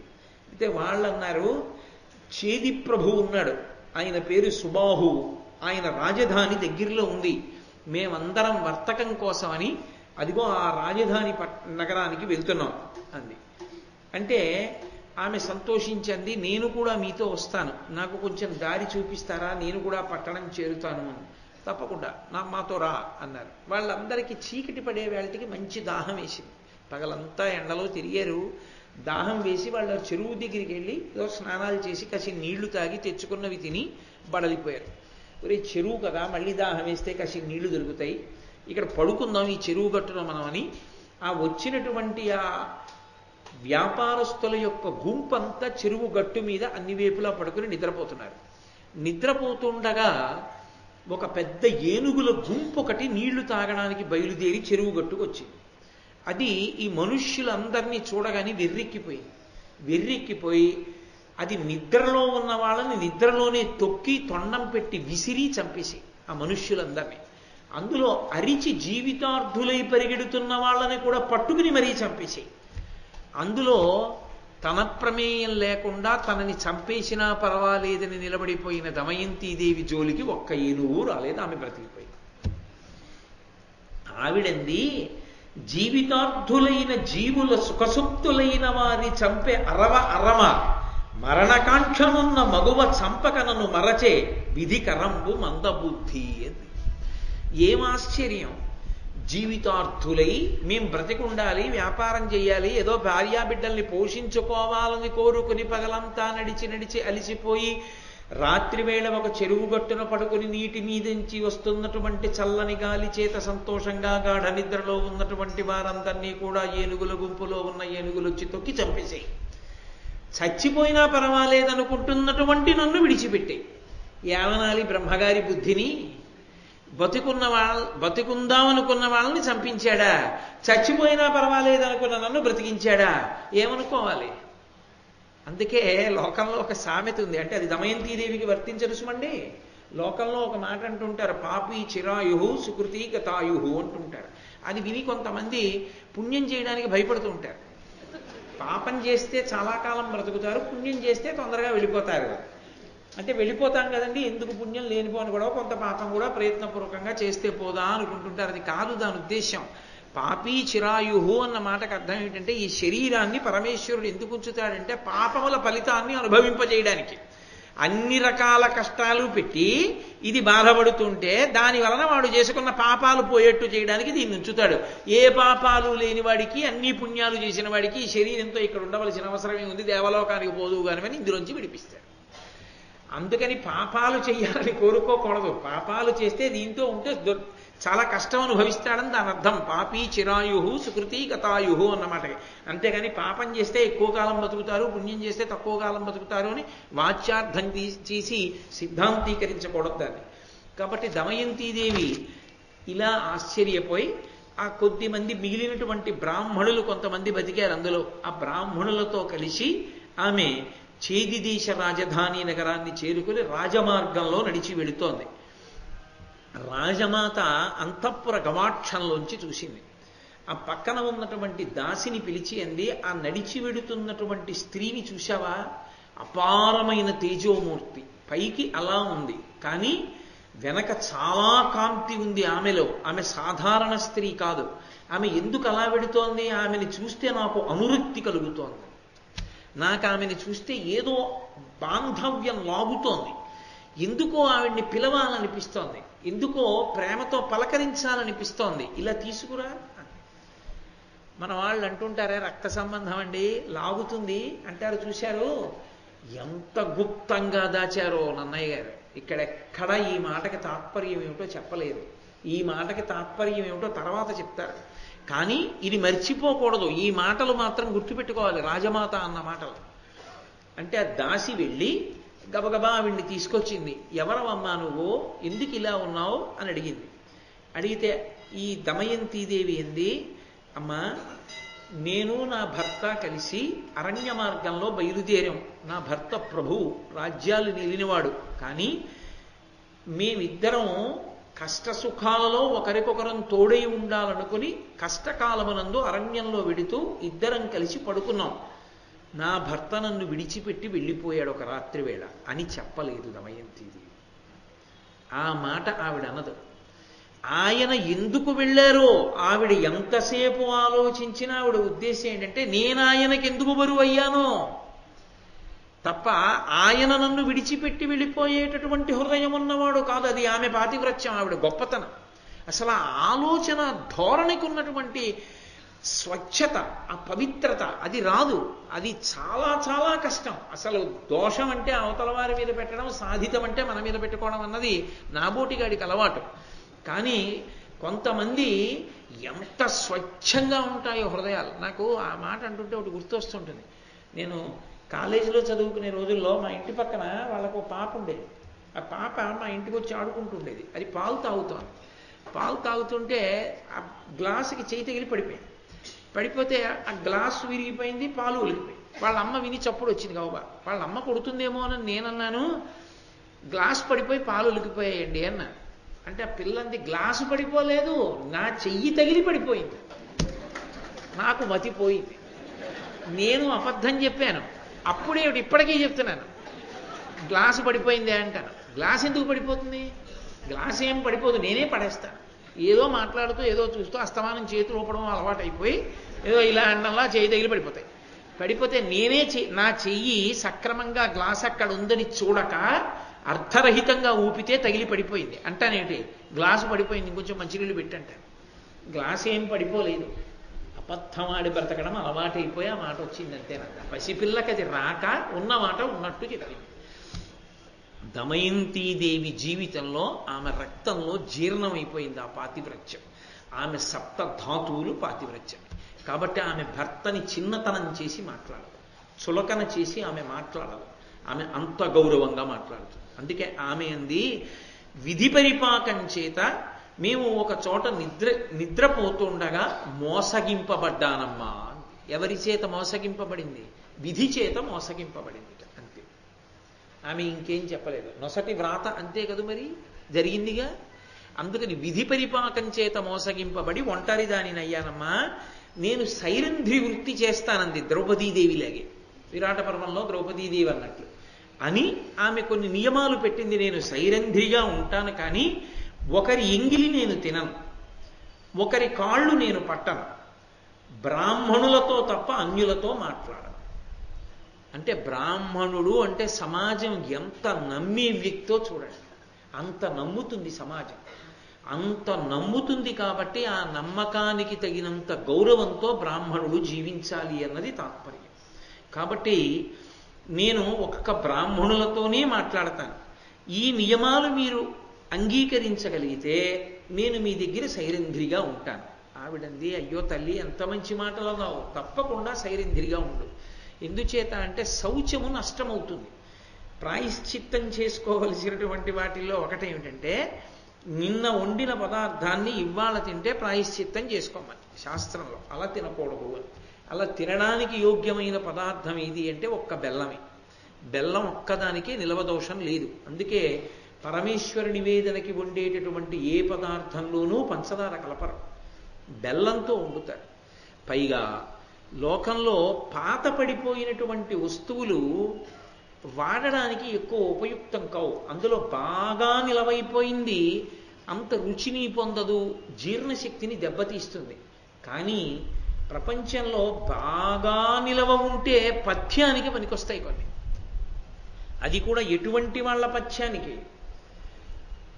లోపల ఉన్నటువంటి వ్యవస్థ అంతా పచ్చితనాన్ని పొందుతుంది. పచ్చితనాన్ని అంటే అందులో ఏదో పెనుమార్పు సంభవించింది. ఒక గర్భిణీ స్త్రీకి పురుడు వచ్చింది అనుకోండి, ఆమె కడుపు పచ్చి బాలింతరాలు అంటారు. పచ్చి బాలింతరాలు అంటే ఆమె కడుపులో ఉన్న వ్యవస్థ అంతా కూడా ఇప్పుడు మళ్ళీ ఒక కొత్తతనాన్ని పొందింది. పిల్లలు బయటకు వచ్చేశారు కాబట్టి ఇప్పుడు ఆమె కడుపులోకి వెళ్ళే పదార్థం పొరపాటున కూడా ఆమెకు అపకారం చేసేది కాకూడదు.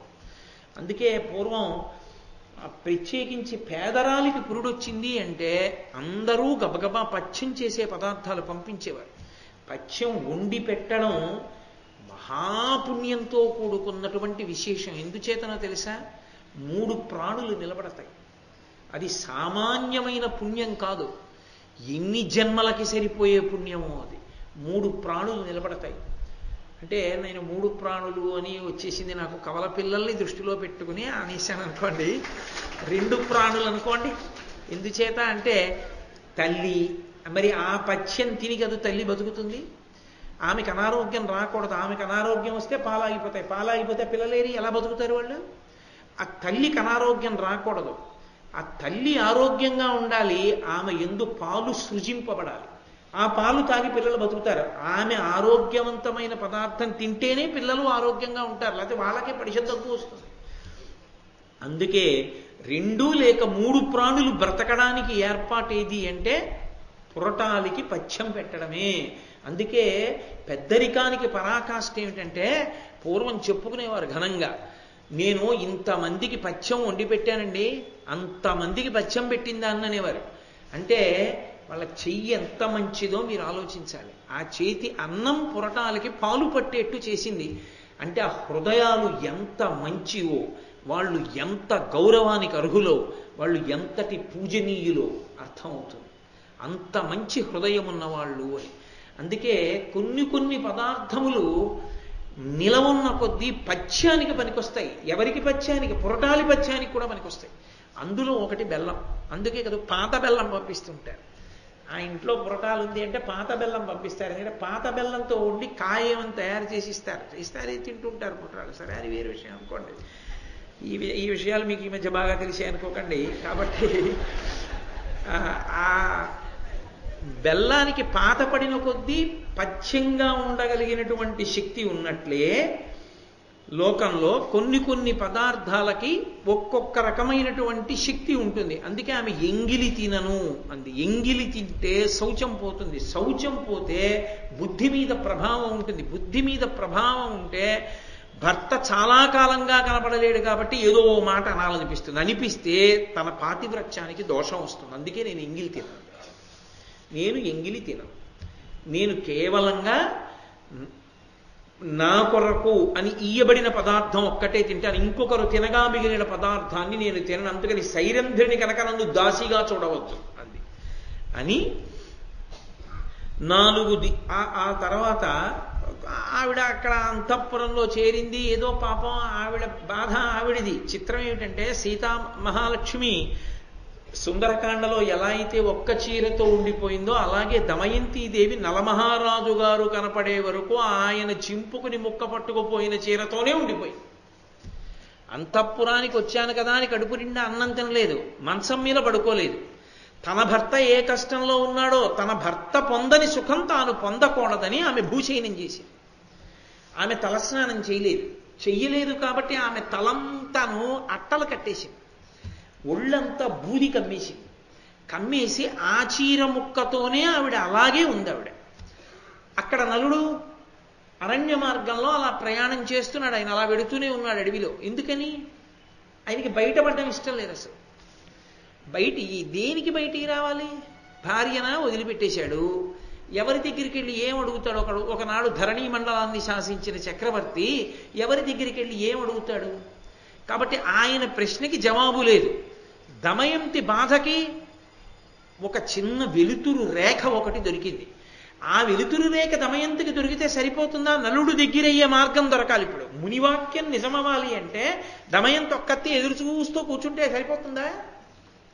నలుడు ఆమెకి భర్త అయ్యే అవకాశం, రాజయ్యే అవకాశం దొరకాలా అంటే ఇప్పుడు మునివాక్యం ఏమవ్వాలి? ఈయనకి కలిపురుషుడు విడిచిపెట్టడానికి, ఈయన ఎక్కడో ఆశ్రయం పొందడానికి, నన్ను బయటికి వస్తే గుర్తుపట్టేస్తారనేటటువంటి బెంగ నుంచి ఈమెకి ఒక మార్గాంతరాన్ని దొరికేటట్టుగా పరిస్థితుల యందు మార్పు కల్పించేదై వాళ్ళ వాగ్బలము పనిచెయ్యాలి. అందుకొచ్చింది ఆ మునిపల్లె. కానీ ఆవిడకి ఒక్కత్తికి కాదు ఆశీర్వచనం, నలుడికి కూడా అది.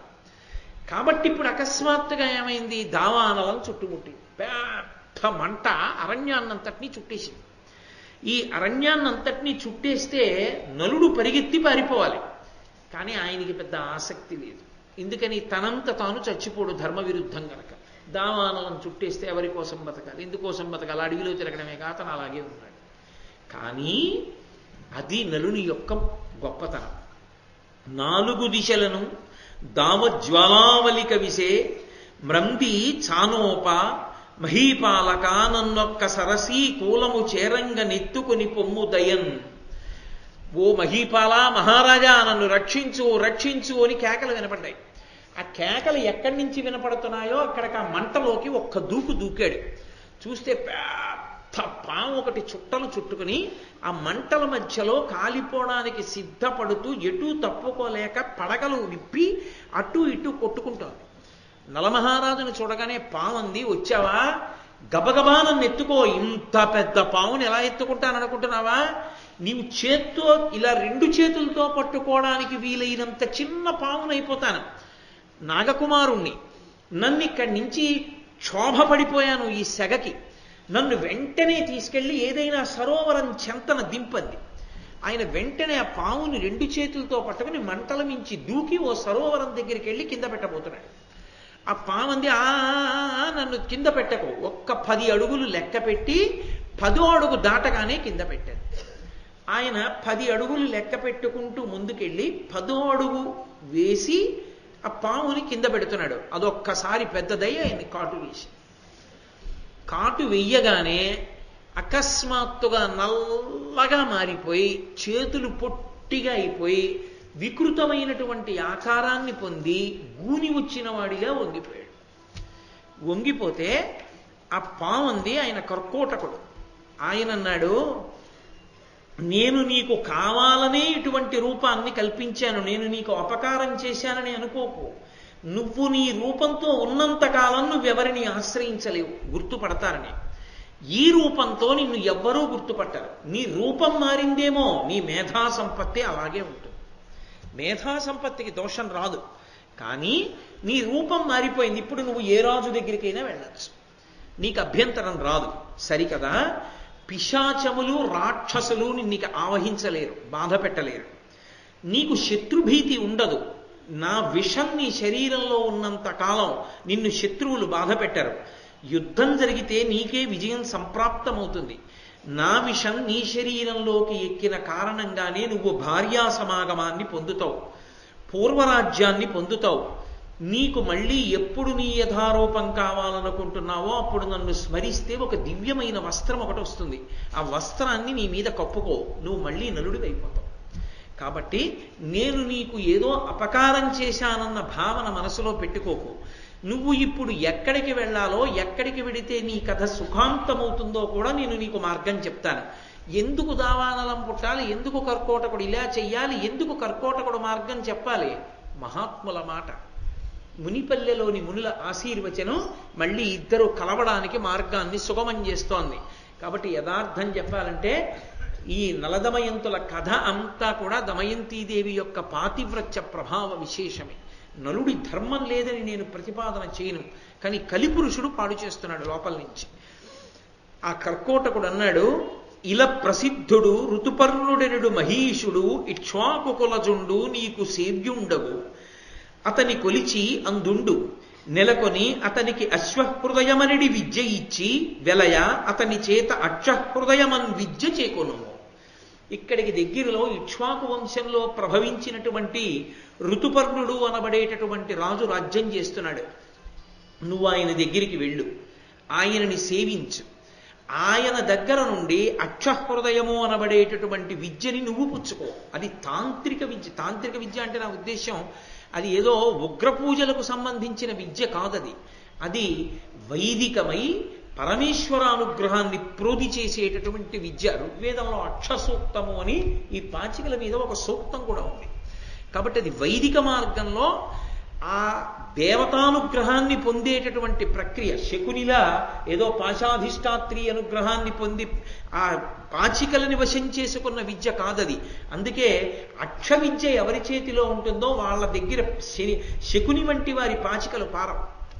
కాబట్టి అందుకు చెప్తున్నాడు మహానుభావుడు అశ్వఘోషుడు.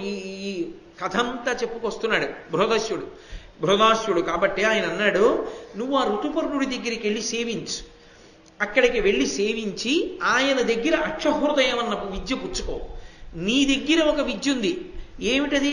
నీ దగ్గర ఉన్నది అశ్వహృదయం. అంటే గుర్రాల్ని ఎలా లొంగ తీసుకోవాలో నీకు తెలుసు.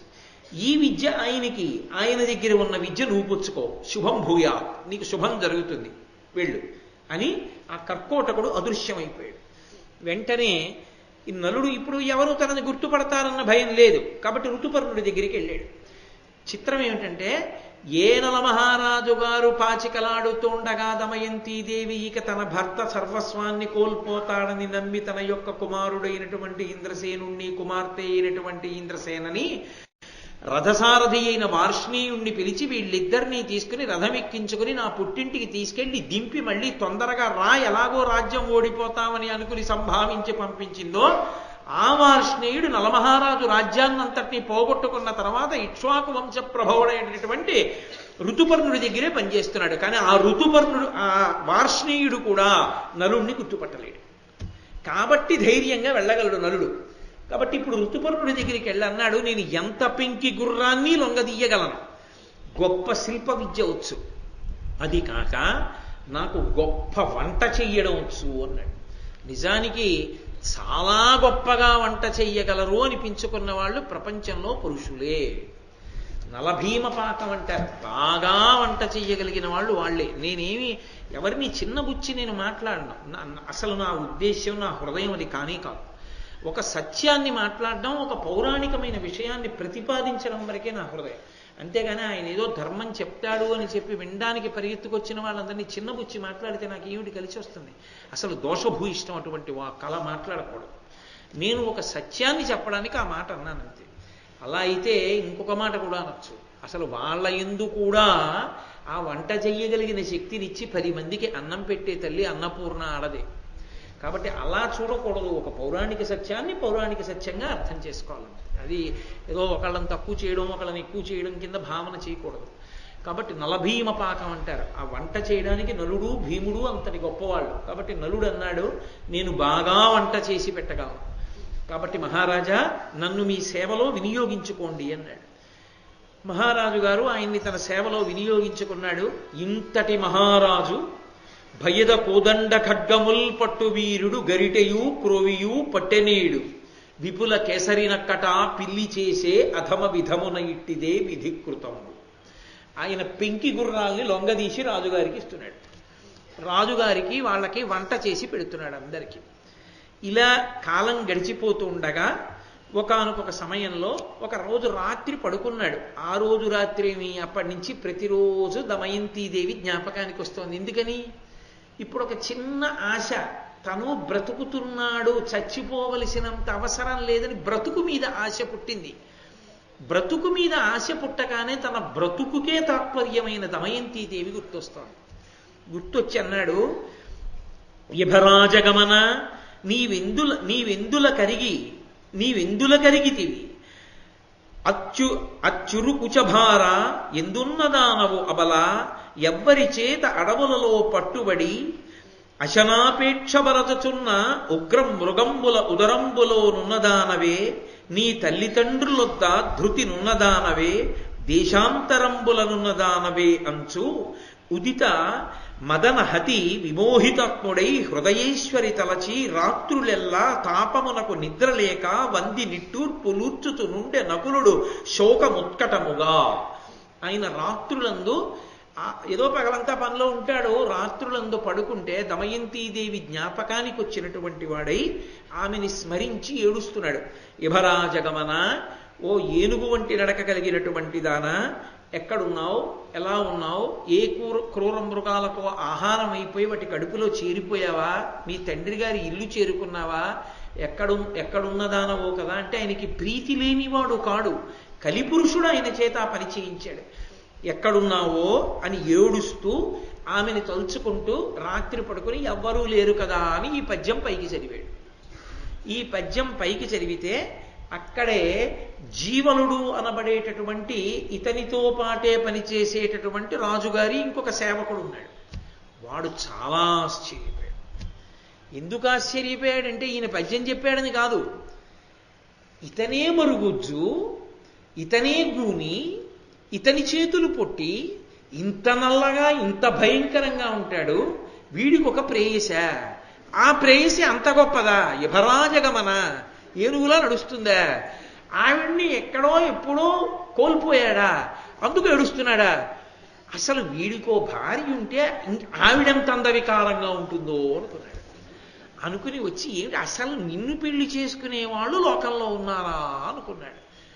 ఎంత దారుణమైనటువంటి పరిస్థితితో చూడండి అంతటి నలమహారాజుకి. వచ్చి ఆయన అన్నాడు, బాహుకుండని చెప్పుకున్నాడు నలుడు తని పేరు. బాహుక, నువ్వే ఇలా ఉంటావు కదా, నిన్ను ఏకాంత వరించిందయా, ఏకాంత గురించి నువ్వు ఇలా మాట్లాడావో నాకు చెప్పవలసింది అన్నాడు. అంటే నలమహారాజు గారు ఇప్పుడు దమయంతి వృత్తాంతం చెప్పడం ఎందుకని మళ్ళీ బయటపడిపోతాడు కదా, అందుకని సమయస్ఫూర్తితో, అంత తెలివి లేనివాడ బయటికి ఆకారం మారింది కానీ లోపలి మేధా సంపత్తి మారలేదుగా కర్కోటక వరం చేత. అందుకని ఆయన అన్నాడు, ఓరి పిచ్చివాడా నీకు జ్ఞాపకం రాలేదా, మన సైన్యంలో మందప్రజ్ఞుడు అనబడేటటువంటి సైనికుడు ఉండేవాడు, వాడి భార్య కనపడకుండా పోతే ఈ పద్యం రాసుకుని చదివాడు. నాకెందుకో మందప్రజ్ఞుడు పాపం భార్య కనపడకపోతే అలా ఏడిచాడు కదా నా పద్యం గుర్తొచ్చి నేను చదివాను. నాకు భార్య ఏమిటి, ఆవిడ తప్పిపోవడం ఏమిటిరా, నీకు బుర్ర లేదా అని అడగడానికి అన్నాడు. అతను వెంటనే నమ్మాడు. కారణం ఏమిటంటే నిజమేలే ఇలాంటి వాడికి భార్య ఎక్కడ ఉంటుంది అనుకున్నాడు. అంటే మీరు ఇప్పుడు ఒక్క విషయాన్ని గుర్తుపట్టాలి, నలుడికి ఆశ్రయం దొరికిందేమో కానీ ఈయన నలుడిని గుర్తుపట్టడం ఎవరికైనా సాధ్యమా? అసలు నలుడి చేత జవాబు చెప్పించడం సాధ్యమా? ఎవరికీ సాధ్యం కాదు తను బయటపడడం. కాబట్టి ఈమె దమయంతి భర్తయే, ఈమెయే నలుడు అని పట్టుకోవడానికి ఎక్కడా అవకాశం లేదు, తనంత తాను ఎక్కడో బయటపడితే తప్ప. కాబట్టి కథ మళ్ళీ అలాగే బీసుకుపోయింది. దమయంతీదేవి అక్కడుంది, నలుడు ఇక్కడున్నాడు. ఎలా ఇద్దరు కలిసేది? ఎలా మునివాక్యం నిజమయ్యేది?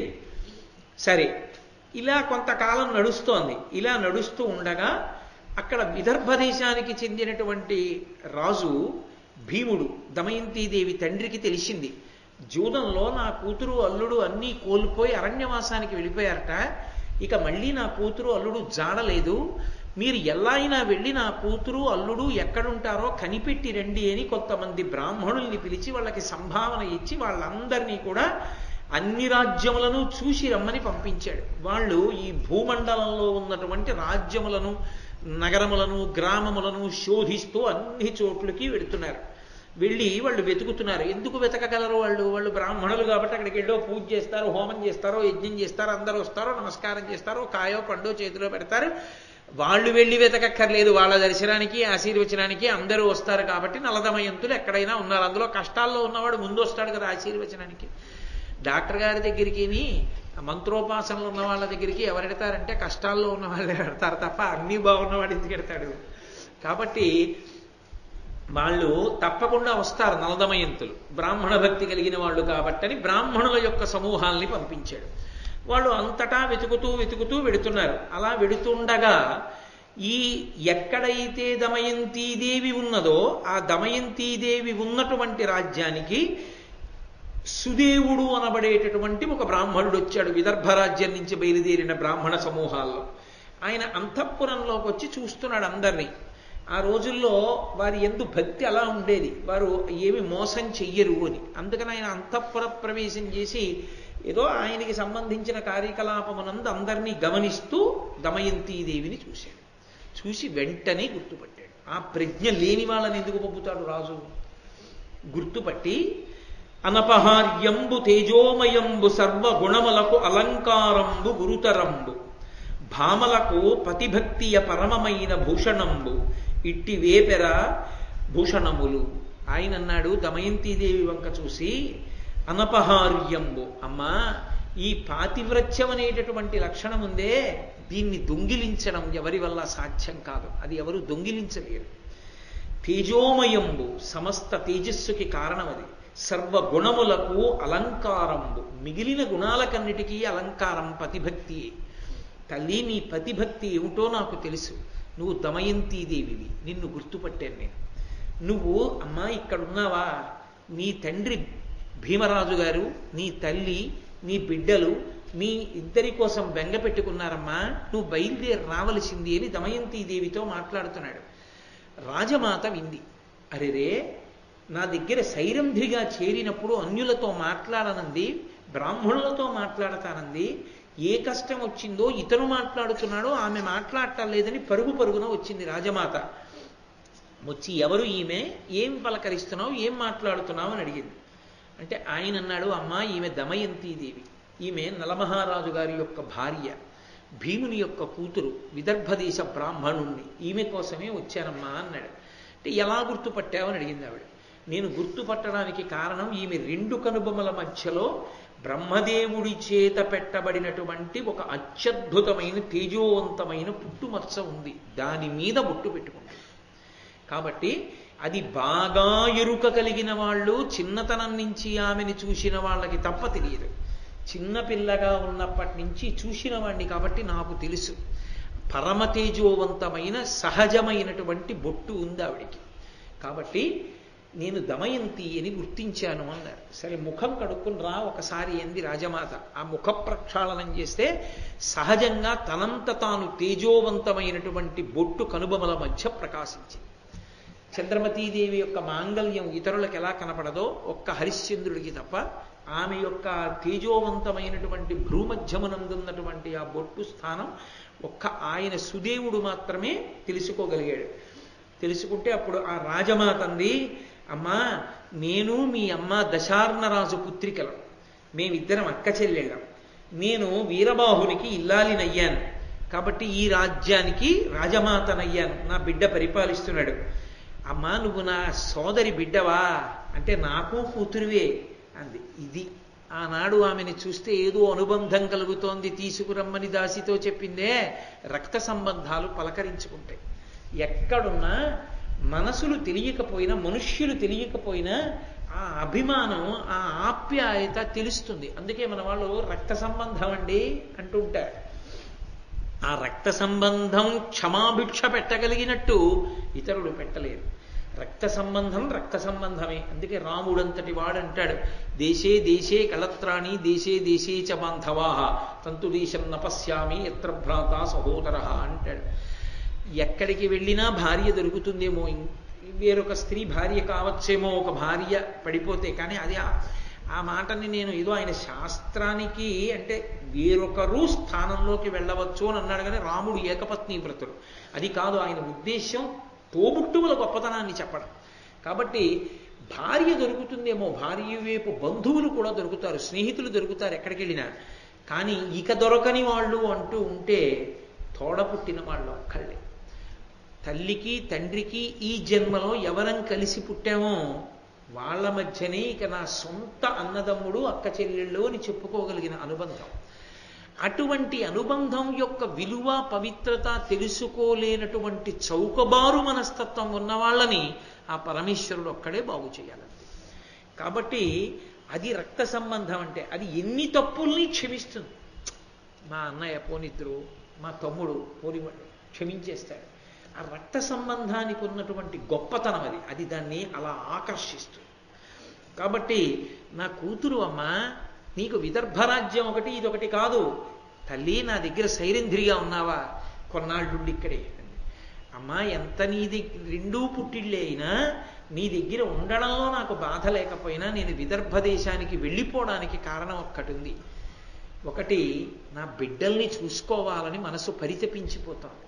రెండు, బాగా కష్టం వచ్చినప్పుడు అందులో భర్తకి కూడా దూరం అయితే బావురుమని మా అమ్మ ఒళ్ళో తలపెట్టుకుని ఏడవాలి.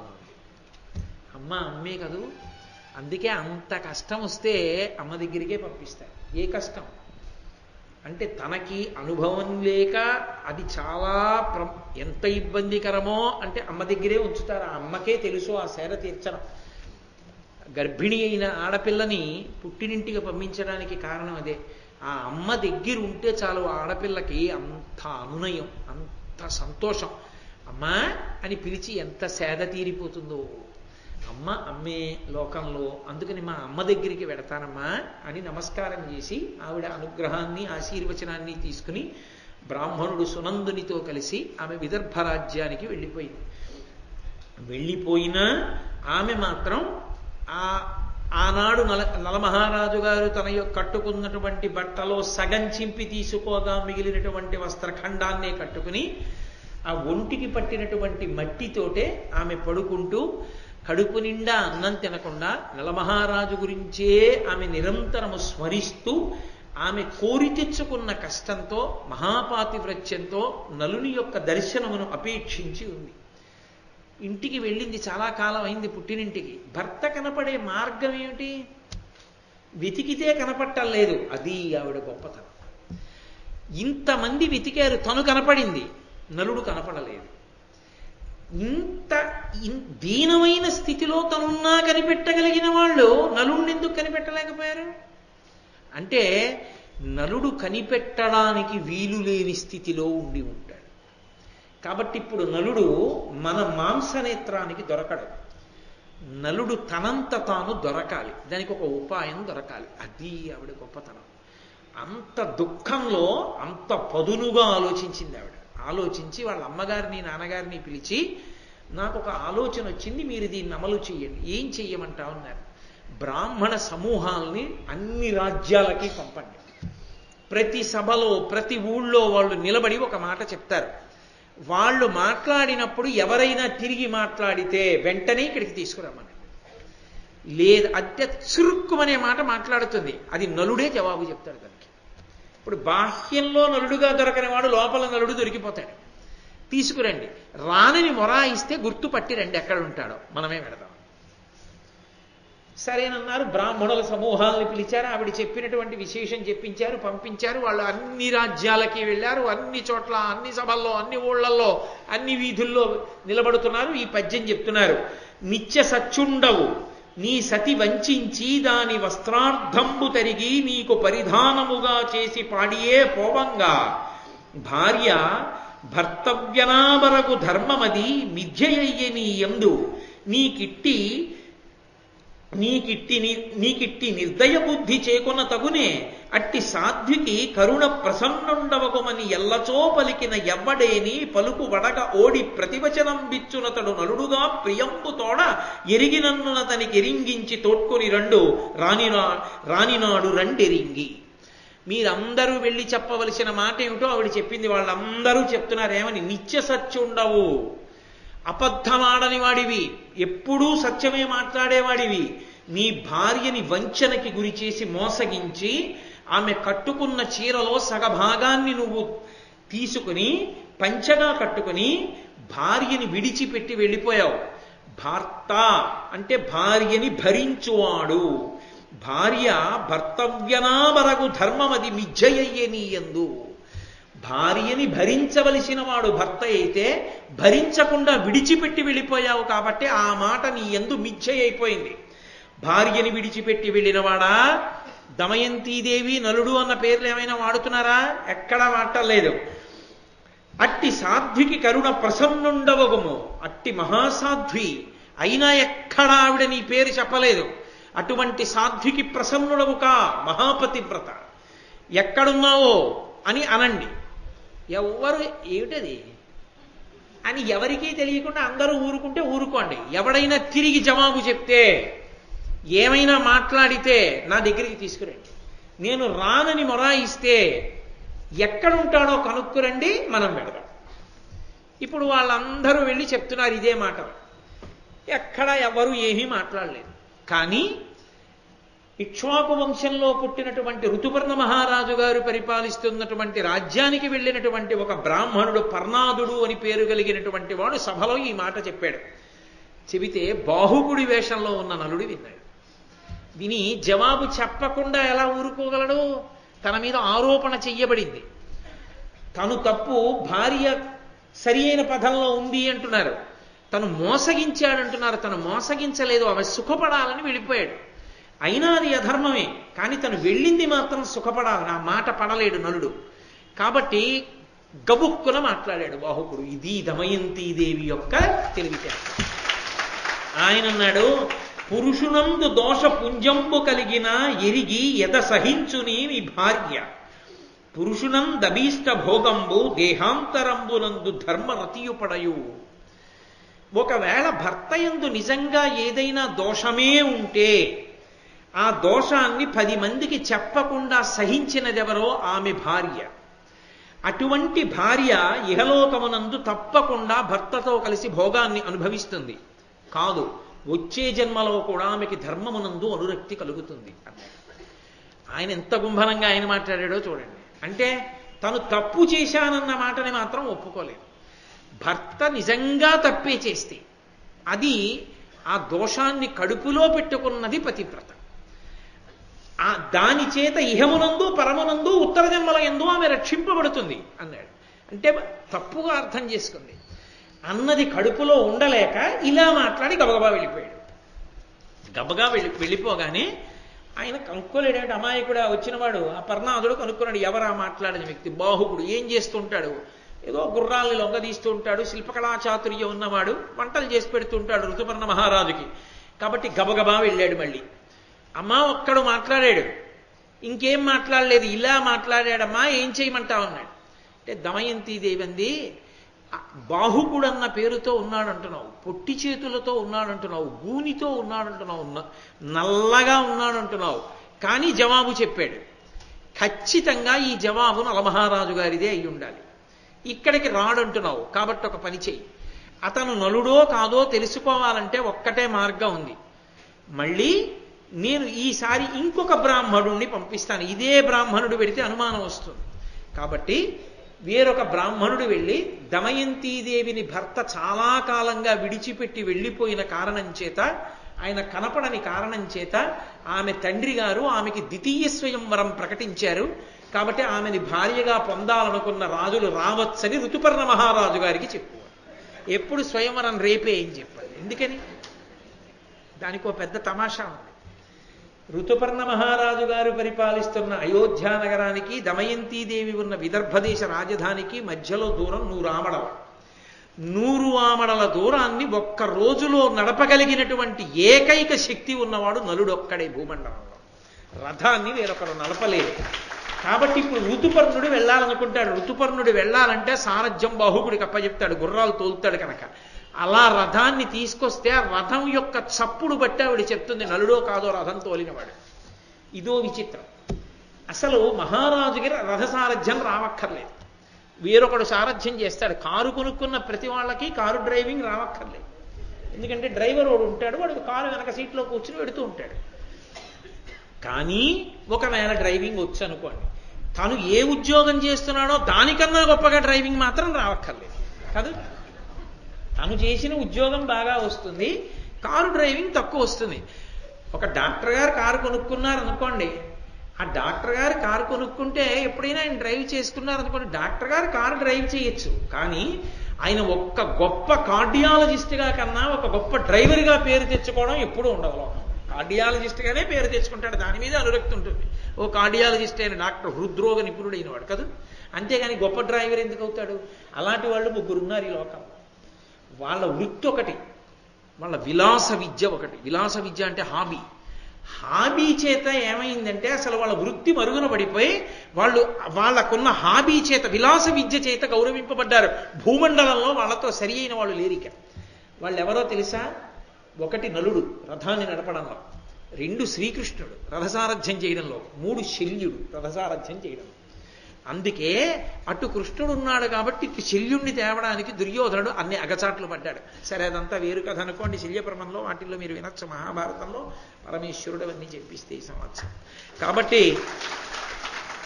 ఆ నలమహారాజు గారే తేగలడు రథాన్ని. దాన్ని బట్టి నేను అర్థం చేసుకోగలను, బాహుకుడిగా ఉన్నవాడు నలుడే అని పట్టుకోగలను. కాబట్టి దమయంతి ద్వితీయ స్వయంవరం అని ఋతుపర్ణుడికి చెప్పండి. ఋతుపర్ణుడు బాహుకుడిని రథసారథ్యం చేయమంటాడు. కథ తెలిసిపోతుందండి ఆవిడ. అనగానే ఈయన వెళ్ళి చెప్పాడు బ్రాహ్మణుడు. చెప్పగానే ఎంతో సంతోషంగా ఋతుపర్ణుడు దమయంతికి ద్వితీయ స్వయంవరంట మనం వెళ్ళాలన్నాడు. 100 యోజనాల దూరం, 100 ఆమడలు. రథం అంతసేపట్లో వెళ్ళదు. కాబట్టి అలా నడపగలిగిన వాడు ఎవరని అడిగాడు. బాహుకుడు ఒక్కడే నడపగలడు. అనగానే బాహుకుడిని పిలిచి అన్నాడు, మనం తప్పకుండా స్వయంవరానికి వెళ్ళాలి, ఇవాళ రాత్రికి చేరిపోవాలి. చేరిపోయేటట్టుగా రథాన్ని అంత వేగంగా నడపగలిగిన వాడివి నువ్వు ఒక్కడవేట, పూంచు గుర్రాలు వచ్చేస్తున్నానన్నాడు. నలుడు గబగబా వెళ్ళి ఆ వార్ష్ణేయుడు అని నలుడికి పూర్వం రథం నడిపినవాడు. ఆ వార్ష్ణేయుడు నలుడి రథం ఇక్కడే ఉంది. ఎందుకని ఆ రథంతో కూడా వచ్చేసాడు ఆయన, ఆ గుర్రాలతో కూడా ఇక్కడికే ఉద్యోగం చేసుకోవడానికి. ఆయన వేరు గుర్రాలు తీసుకొచ్చి పూనుస్తున్నాడు, మంచి ఓపికన్న గుర్రాలు. నలుడు అన్నాడు, కాదు, ఆ గుర్రాలతో రథం పూంచన్నాడు. తను నలుడిగా ఉన్నప్పుడు తోలిన గుర్రాల రథాన్ని పూంచాడు.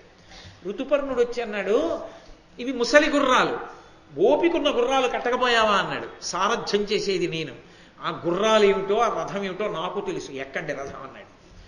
ఋతుపర్ణుడు ఎక్కాడు, వార్ష్ణేయుడు ఎక్కాడు, బాహుకుడు రథం తోలుతున్నాడు. రథం తోలుతుంటే ఆశ్చర్యపోయినవాడు ఋతుపర్ణుడు. ఎందుకో తెలుసా? ఆయన అనుకున్నాడు, అన్నాడు కానీ తీసుకెళ్ళగలడా అంత దూరం అనుకున్నాడు. ఎదురున దవ్వుల చూచిన పొడవులెల్లా తక్షణమ కదియగా అవి ఎంతయును దవ్వయి కనపడ బిరుదనిది దినేశ్వరు రథమో అనూరుడో ఇతడంచు అప్పుడు హృదయముననుకడు విస్మయం బంది ఇక్ష్వాకుకులుడు. ఆ రథంలో కూర్చుని వెళ్ళిపోతున్న ఋతుపర్ణుడికి దూరంగా చెట్టు కనపడేది. ఆయన ఇలా చూసేటప్పటికి అది ఎక్కడో వెనక్కి వెళ్ళిపోయేది. అంటే రథం ఎంత వేగంగా పెడుతోందో చూడండి. ఆయన ఇలా ఆశ్చర్యంతో చూస్తుంటే గాలికి ఆయన ఉత్తరీయం కింద పడింది రథంలోంచి. వెంటనే అన్నాడు, ఆపు ఆపు బాహుక, ఉత్తరీయం పడింది, వార్ష్ణేయుడు దిగి దాన్ని తీస్తాడన్నాడు. ప్రభువు దిగి తీయడుగా. నలుడు అన్నాడు, ఆపడం కుదరదు, యోజనం దూరం వచ్చేసింది రథం అన్నాడు. ఉత్తరీయం కింద పడగానే ఉత్తరీయం పడిందయా అనేటప్పటికీ యోజనం దూరం వెళ్ళిపోయింది రథం. అది నలుడు యొక్క రథసారథ్యం అంటే అలా ఉంటుంది. కాబట్టి అంత వేగంగా రథాన్ని పోనిస్తున్నాడు. ఋతుపర్ణుడు ఆయన విద్య చూసి ఆశ్చర్యపోయి, ఆ బాహుకుడి సారథ్యం చూసి ఆశ్చర్యపోయి, ఓయ్ బాహుకా, నువ్వు గొప్పగా సారథ్యం చేస్తున్నావు, నీ దగ్గర ఎటువంటి విద్య ఉందో అశ్వ విద్య నా దగ్గర ఒక విద్య ఉంది, అక్షహృదయం, దాని చేత సంఖ్యాశాస్త్రం నాకు వశమైంది, నేను ఇలా చూస్తే లెక్క పెట్టేస్తా. అదిగో ఎదురుగుండా కనపడుతున్నటువంటి తాండ్ర చెట్టుకి ఆకులు కాయలు పళ్ళు కలిపి ఎన్నున్నాయో చెప్తానన్నాడు. చెప్పన్నాడు నలుడు. దూరంగా కనపడింది. వేగంగా రథం వచ్చేసి వెళ్ళిపోయింది. వెంటనే ఆయన అన్నాడు, నాకు ఎదురుగుండా కనపడినటువంటి 2 కొమ్మలకు కలిపి ఆకులు పళ్ళు కలిపి 10,001 ఉన్నాయి. మిగిలిన కొమ్మలన్నింటికీ కలిపి 2,095 ఆకులున్నాయి అన్నాడు. ఆశ్చర్యపోయాడు నలుడు. ఇది నిజమా కాదా ఎలా తెలుస్తుంది? చెట్టు పడగొట్టి ఆకులు లెక్కెట్టాలి అని రథాన్ని వెనక్కి తీసుకొచ్చి రథం ఆపి చెట్టు పడగొట్టి ఆ 2 కొమ్మలకున్న ఆకులు పళ్ళు లెక్క పెట్టాడు. ఖచ్చితంగా ఋతుపర్ణుడు ఏం చెప్పాడో అన్నీ ఉన్నాయి.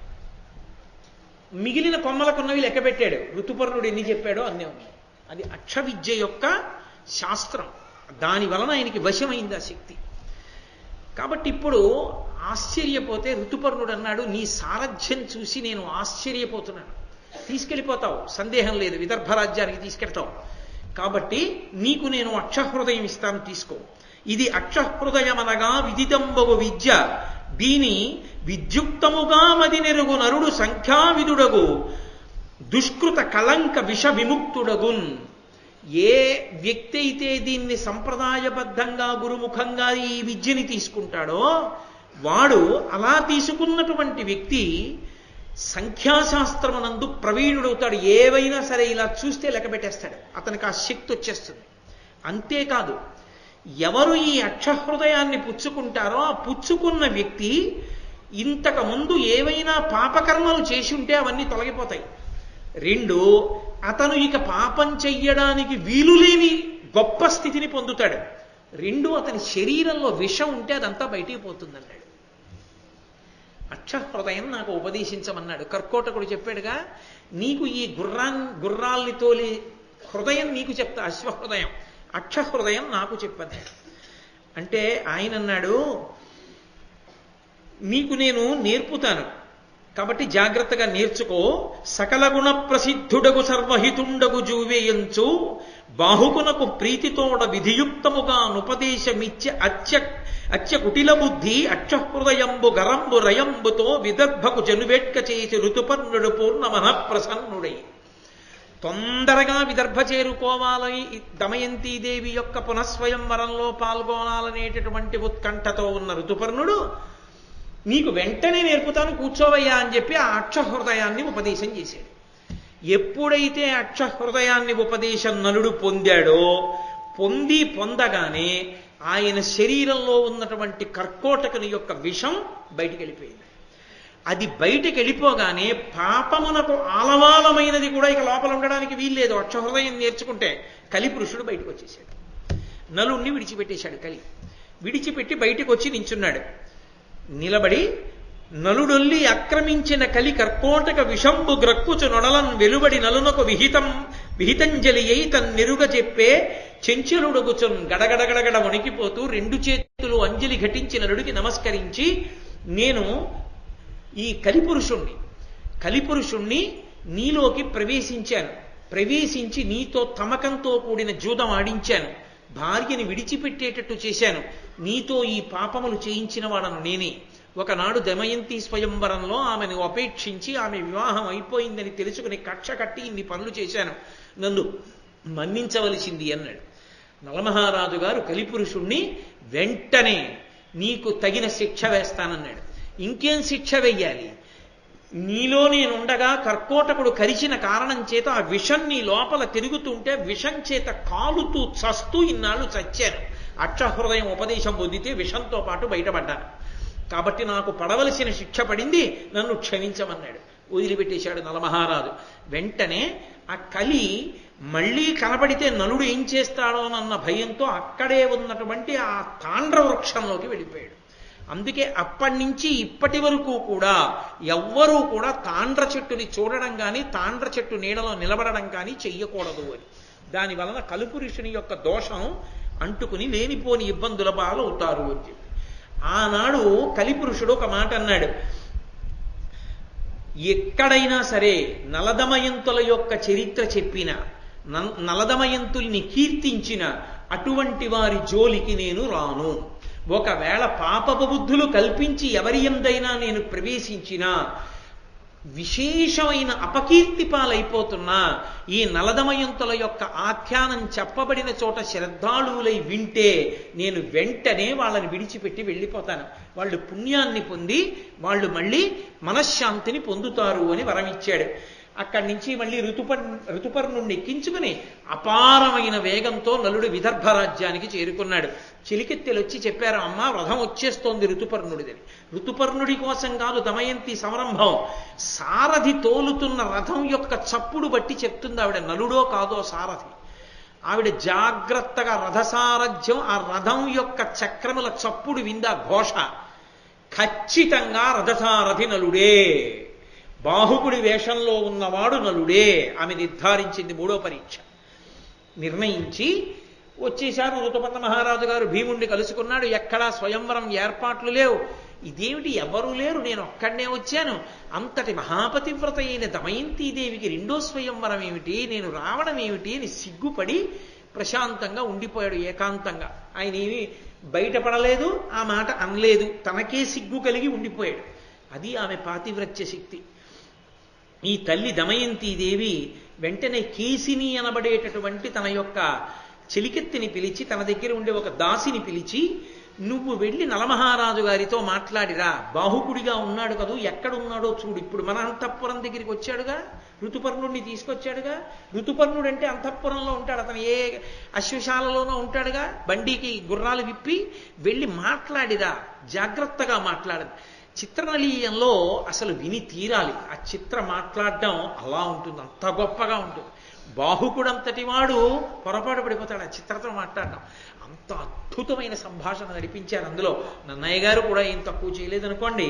కాబట్టి ఆ కేసిని దమయంతి పంపిస్తే ఆయన దగ్గరికి వెళ్ళింది. ఏమీ తెలియని వాళ్ళ ఆ గుర్రబండికి ఉన్న గుర్రాలు విప్పేసి అక్కడే పడుకుని ఉన్నాడు నల్లుడు. మామగారి ఇల్లది, తన భార్య ఉన్న చోటు. కానీ తనకి తగిన ప్రాభవం లేక కష్టాల కూర్చి అలాగే పడుకుని ఉన్నాడు. ఈ కేసిని వెళ్ళి అడిగింది, నన్ను దమయంతీదేవి పంపించింది, మీరు ఎందుకు వచ్చారో అడిగి రమ్మంది. వెంటనే దమయంతీదేవి పంపించింది, మీరెందుకు వచ్చారు అంటే, ఒకటి పురుష హృదయం కనుక అక్కసుతో ఎందుకు వస్తాం, పునర్వివాహం చేసుకుంటాను అందుకే ఋతుపర్ణుడు వచ్చాడు తీసుకొచ్చాను అని ఆయన అక్కసుతో మాట్లాడతాడేమో చూడాలి. ఆయన పరమ ప్రశాంతంగా అన్నాడు. భీముడు పునఃస్వయంవరాన్ని ప్రకటించాడుగా దమయంతీదేవికి. ఋతుపర్ణ మహారాజు రావలసి వచ్చింది. 100 ఆమడల దూరం రావడం కష్టం కదా, నన్ను సారథ్యం చేయమంటే చేశాను, అందుకు వచ్చాం ఈ ఊరు, అంతకన్నా ఎందుకు వస్తాం అన్నాడు. కేసిని అంది, 3వ వారెవడు మీతో వచ్చింది అని. వార్ష్ణేయుడు అన్నాడు. అంటే ఆవిడంది, వార్ష్ణేయుడు నకులుడి దగ్గర పనిచేశాడంటారు కదా, వార్ష్ణేయుడికి నకులుడి జాడ తెలియదా అని. అంటే మరి ఇద్దరు కలిసే వచ్చారుగా, నీ గురించి వార్ష్ణేయుడికి తెలియదా అంటే మాట్లాడడంలో ఎక్కడైనా పొరపాటు పడతాడేమో పట్టుకోవచ్చు. ఆయన అన్నాడు, నేను అనలేదు, పొరపాటున ఆనాడు నేను జూదమాడుతుండగా దమయంతి పంపించిందిగా పిల్లల్ని అంటాడేమో అని. ఆయన అన్నాడు, నలమహారాజు జూదమాడుతుండగా దమయంతీదేవి బిడ్డలిద్దరినీ వార్ష్ణేయుడి రథమెక్కించి పుట్టింటికి పంపించి వెనక్కి త్వరగా రమ్మందిట. వార్ష్ణేయుడు తిరిగొచ్చే లోపలే నలుడు రాజ్యభ్రష్టుడై అరణ్యవాసానికి వెళ్ళిపోయట. లేని కొలువు నాకెందుకు, నలుడు లేడు కదా అని ఆయన పుష్కరుడి దగ్గర పనిచేయడం ఇష్టం లేక తిన్నగా వెళ్ళిపోయి ఋతుపర్ణుడి దగ్గర చేరిపోయట.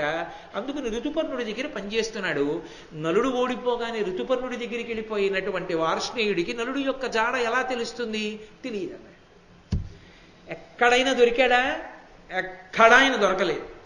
ఎక్కడా దొరకకపోతే కేసిని ఎంత దాపరికంతో ఉందామనుకున్నవాడైనా అతను చేసిన మోసాన్ని ఎత్తి చూపించి నింద చేస్తే ముఖంలో కూడా ఎటువంటి ప్రతిస్పందన లేకుండా, ఏ భావం లేకుండా దాచుకోగలరా?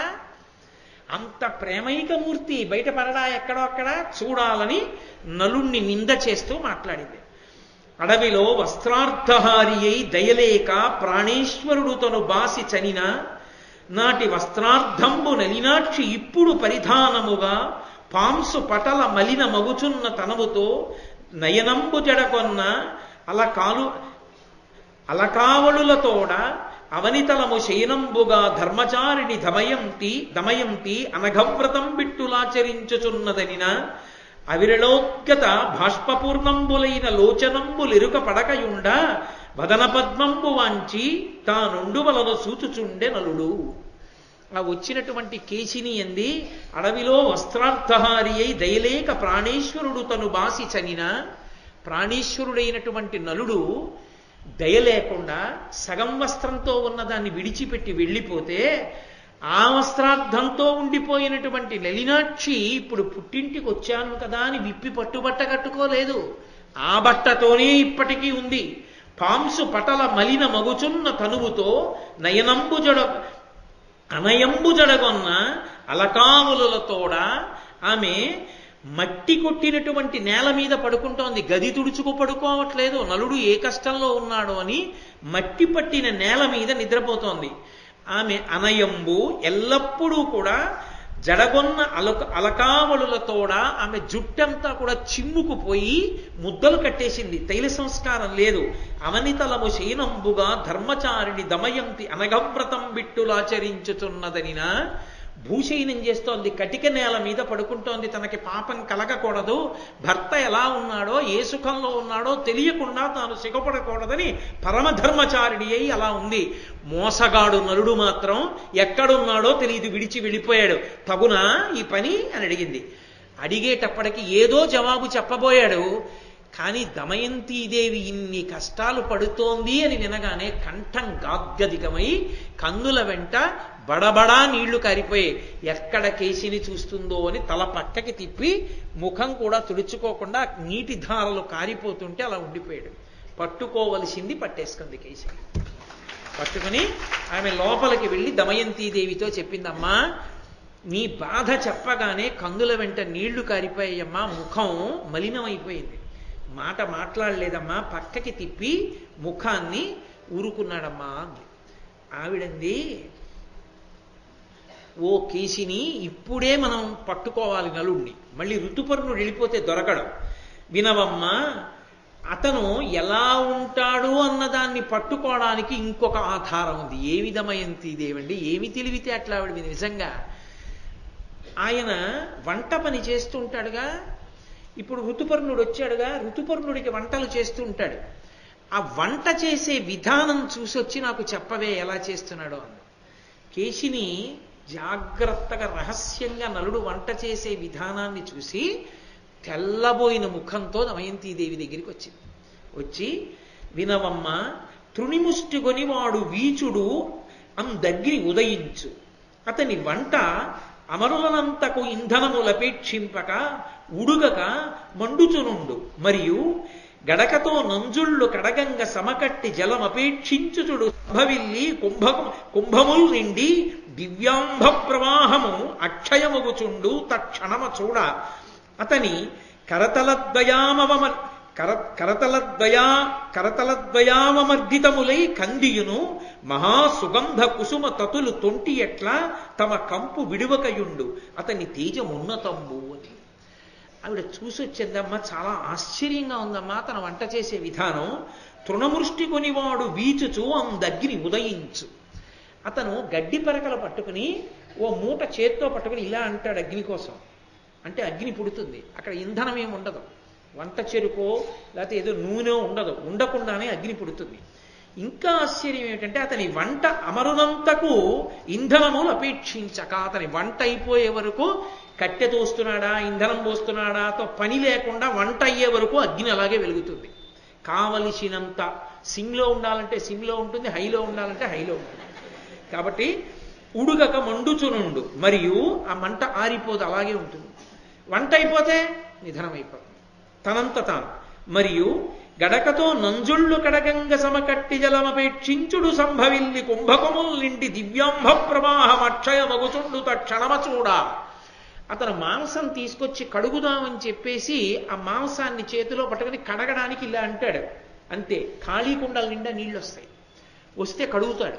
కడిగితే ఖాళీగా ఉన్న కుండలు మళ్ళీ నిండిపోతుంటాయి. ఎవరూ పొయ్యరు నీళ్లు, ఎక్కడి నుంచి వస్తాయో తెలియదు, నూతులోంచి తోడడం, కుండలు నిండుతాయి నీళ్లతో. ఇంకా ఆశ్చర్యం ఏమిటంటేనమ్మా, ఆయనతోటి అతని కరతలద్వయావమర్దితములై కందియును మహాసుగంధ కుసుమ తతులు తొంటి ఎట్ల తమ కంపు విడివగయుండు అతని తేజమున్నతంబు. అతను చేతులతో మంచి సువాసనతో ఉన్న పువ్వులు పట్టుకుని, మల్లెపూలు పట్టుకుని అతను వాటిని బాగా నలిపేసి ముద్ద చేసి అక్కడ పడేస్తే పసరిక కంపురావు. మల్లెపూలని నలిపేసిన మల్లెపూల సువాసనే వస్తుంది. అతని చేతితో నలిపిన పూలు వాసన కోల్పో. చాలా ఆశ్చర్యంగా ఉందమ్మా అతని విధానం అంతాను అంది. దమయంతీదేవి నవ్వింది. ఆనాడు స్వయంవరంలో దేవతలందరి దగ్గర తాను వాళ్లకు ఉండేటటువంటి 3 విశేషాలేవో తెలుసుకుని, చెమట పట్టినవాడు నలుడు కాడు, కనురెప్పబడినవాడు నలుడు కాడు, కాళ్ళు భూమికి తగిలినవాడు నలుడు కాడని దేవతల్ని ప్రార్థన చేసి నలుణ్ణి స్వయంవరంలో వరించి పూలదండ మెడలో వేస్తే అనుగ్రహించినటువంటి దేవతలు వరమిచ్చారు. రోజున అగ్ని, ఇంద్రుడు, వాయువు, యముడు నీ యందు ధర్మం ఉంటుందని యముడన్నాడు. నువ్వు ఎక్కడుంటావో అక్కడ నువ్వు కోరినప్పుడు మేము ఉంటామని అగ్ని, నీరు వరమిచ్చారు వరుణుడు. అందుకని అగ్ని, వరుణుడు అతను కోరగానే పుడుతున్నాయి, తర్వాత ఆరిపోతున్నాయంటే నలుడే. అందుకని వంట చేసే విధానం చూసి రమ్మంది. ఎవ్వరూ లేరు కదా, కుండతో నీళ్లు తేవడం ఎందుకని తన కోరుకున్నప్పుడు పుట్టిన వాటితో వంట చేశాడు. పసిగట్టేసింది దమయంతీదేవి. ఏమి నా తల్లి, నిజంగా ఏమి తెలివితే అట్లా ఆవిడ అంత శోకమగ్నయ్యి ఉండి కూడా అని ఆవిడంది. ఇప్పుడు నువ్వు ఒక పని చేయి, పిల్లలిద్దరినీ తీసుకుని వెళ్ళు, ఏం చేస్తాడో చూడు. పిల్లలిద్దరినీ నువ్వు ఏదో పని మీద తీసుకెళ్ళినట్లుగా తీసుకెళ్ళి అక్కడ వదిలేసి నువ్వు వేరు పని మీద వెళ్ళు, కానీ క్రీగంట చూస్తూ ఉండి ఏం చేస్తాడో. అంటే ఈ పిల్లలిద్దరినీ తీసుకెళ్ళి ఇంద్రసేనని అక్కడ వదిలి ఆవిడేదో పనున్నట్టు అలా వెళ్ళింది. గబగబా బాహుకుడు వెళ్ళి ఆ పిల్లలిద్దరినీ 2 తొడల మీద కూర్చోపెట్టుకుని గట్టిగా కౌగిలించుకొని కన్నుల వెంట నీరు కారిపోతుండగా వాళ్ళ యొక్క మూర్ధన్య స్థానములందు ముద్దు పెట్టుకుని పొంగిపోతున్నాడు. చిత్రనలీయంలో చూడాలి, అప్పో అద్భుతం. కాబట్టి ఇప్పుడు గబగబా తిరిగి వచ్చి ఆవిడంది, ఎవరి పిల్లలు అనుకుంటున్నావు? మహారాజు బిడ్డలు, దమయంతి బిడ్డలు. ఏమిటి నీ ఒళ్ళో కూర్చోబెట్టుకుని ముద్దులాడుతున్నావు అంది. పోనీలే అమ్మా, ఎవరి బిడ్డలైతేనే నా బిడ్డలు ఇలా ఉండేవారు, గుర్తొచ్చి ముద్దు పెట్టుకున్నాడు, తీసుకుపో అన్నాడు. అని ఆయనకి చాలా చిరాకు వచ్చింది. ఈ కేసిని వచ్చినప్పుడల్లా నేను బయటపడిపోతున్నాను ఏదో అని ఆయన అన్నాడు. నీ విటపలు మరు వచ్చును బోవుచు ఉన్కిగని చిత్తముల నుండుగా గన్ భావింతురు ఇతర జనములు కావున రామలదింకా కార్యార్థినివై. నువ్వు అస్తమానం ఇలా వచ్చి ఏదో నాతో మాట్లాడి పెడుతుంటే చూసిన వాళ్ళు ఏమని అనుకుంటారు, ఇక నువ్వు నా దగ్గరికి రాకు అన్నాడు. ఎందుకని? వచ్చినప్పుడల్లా అతని మనసు గాయం అవుతోంది.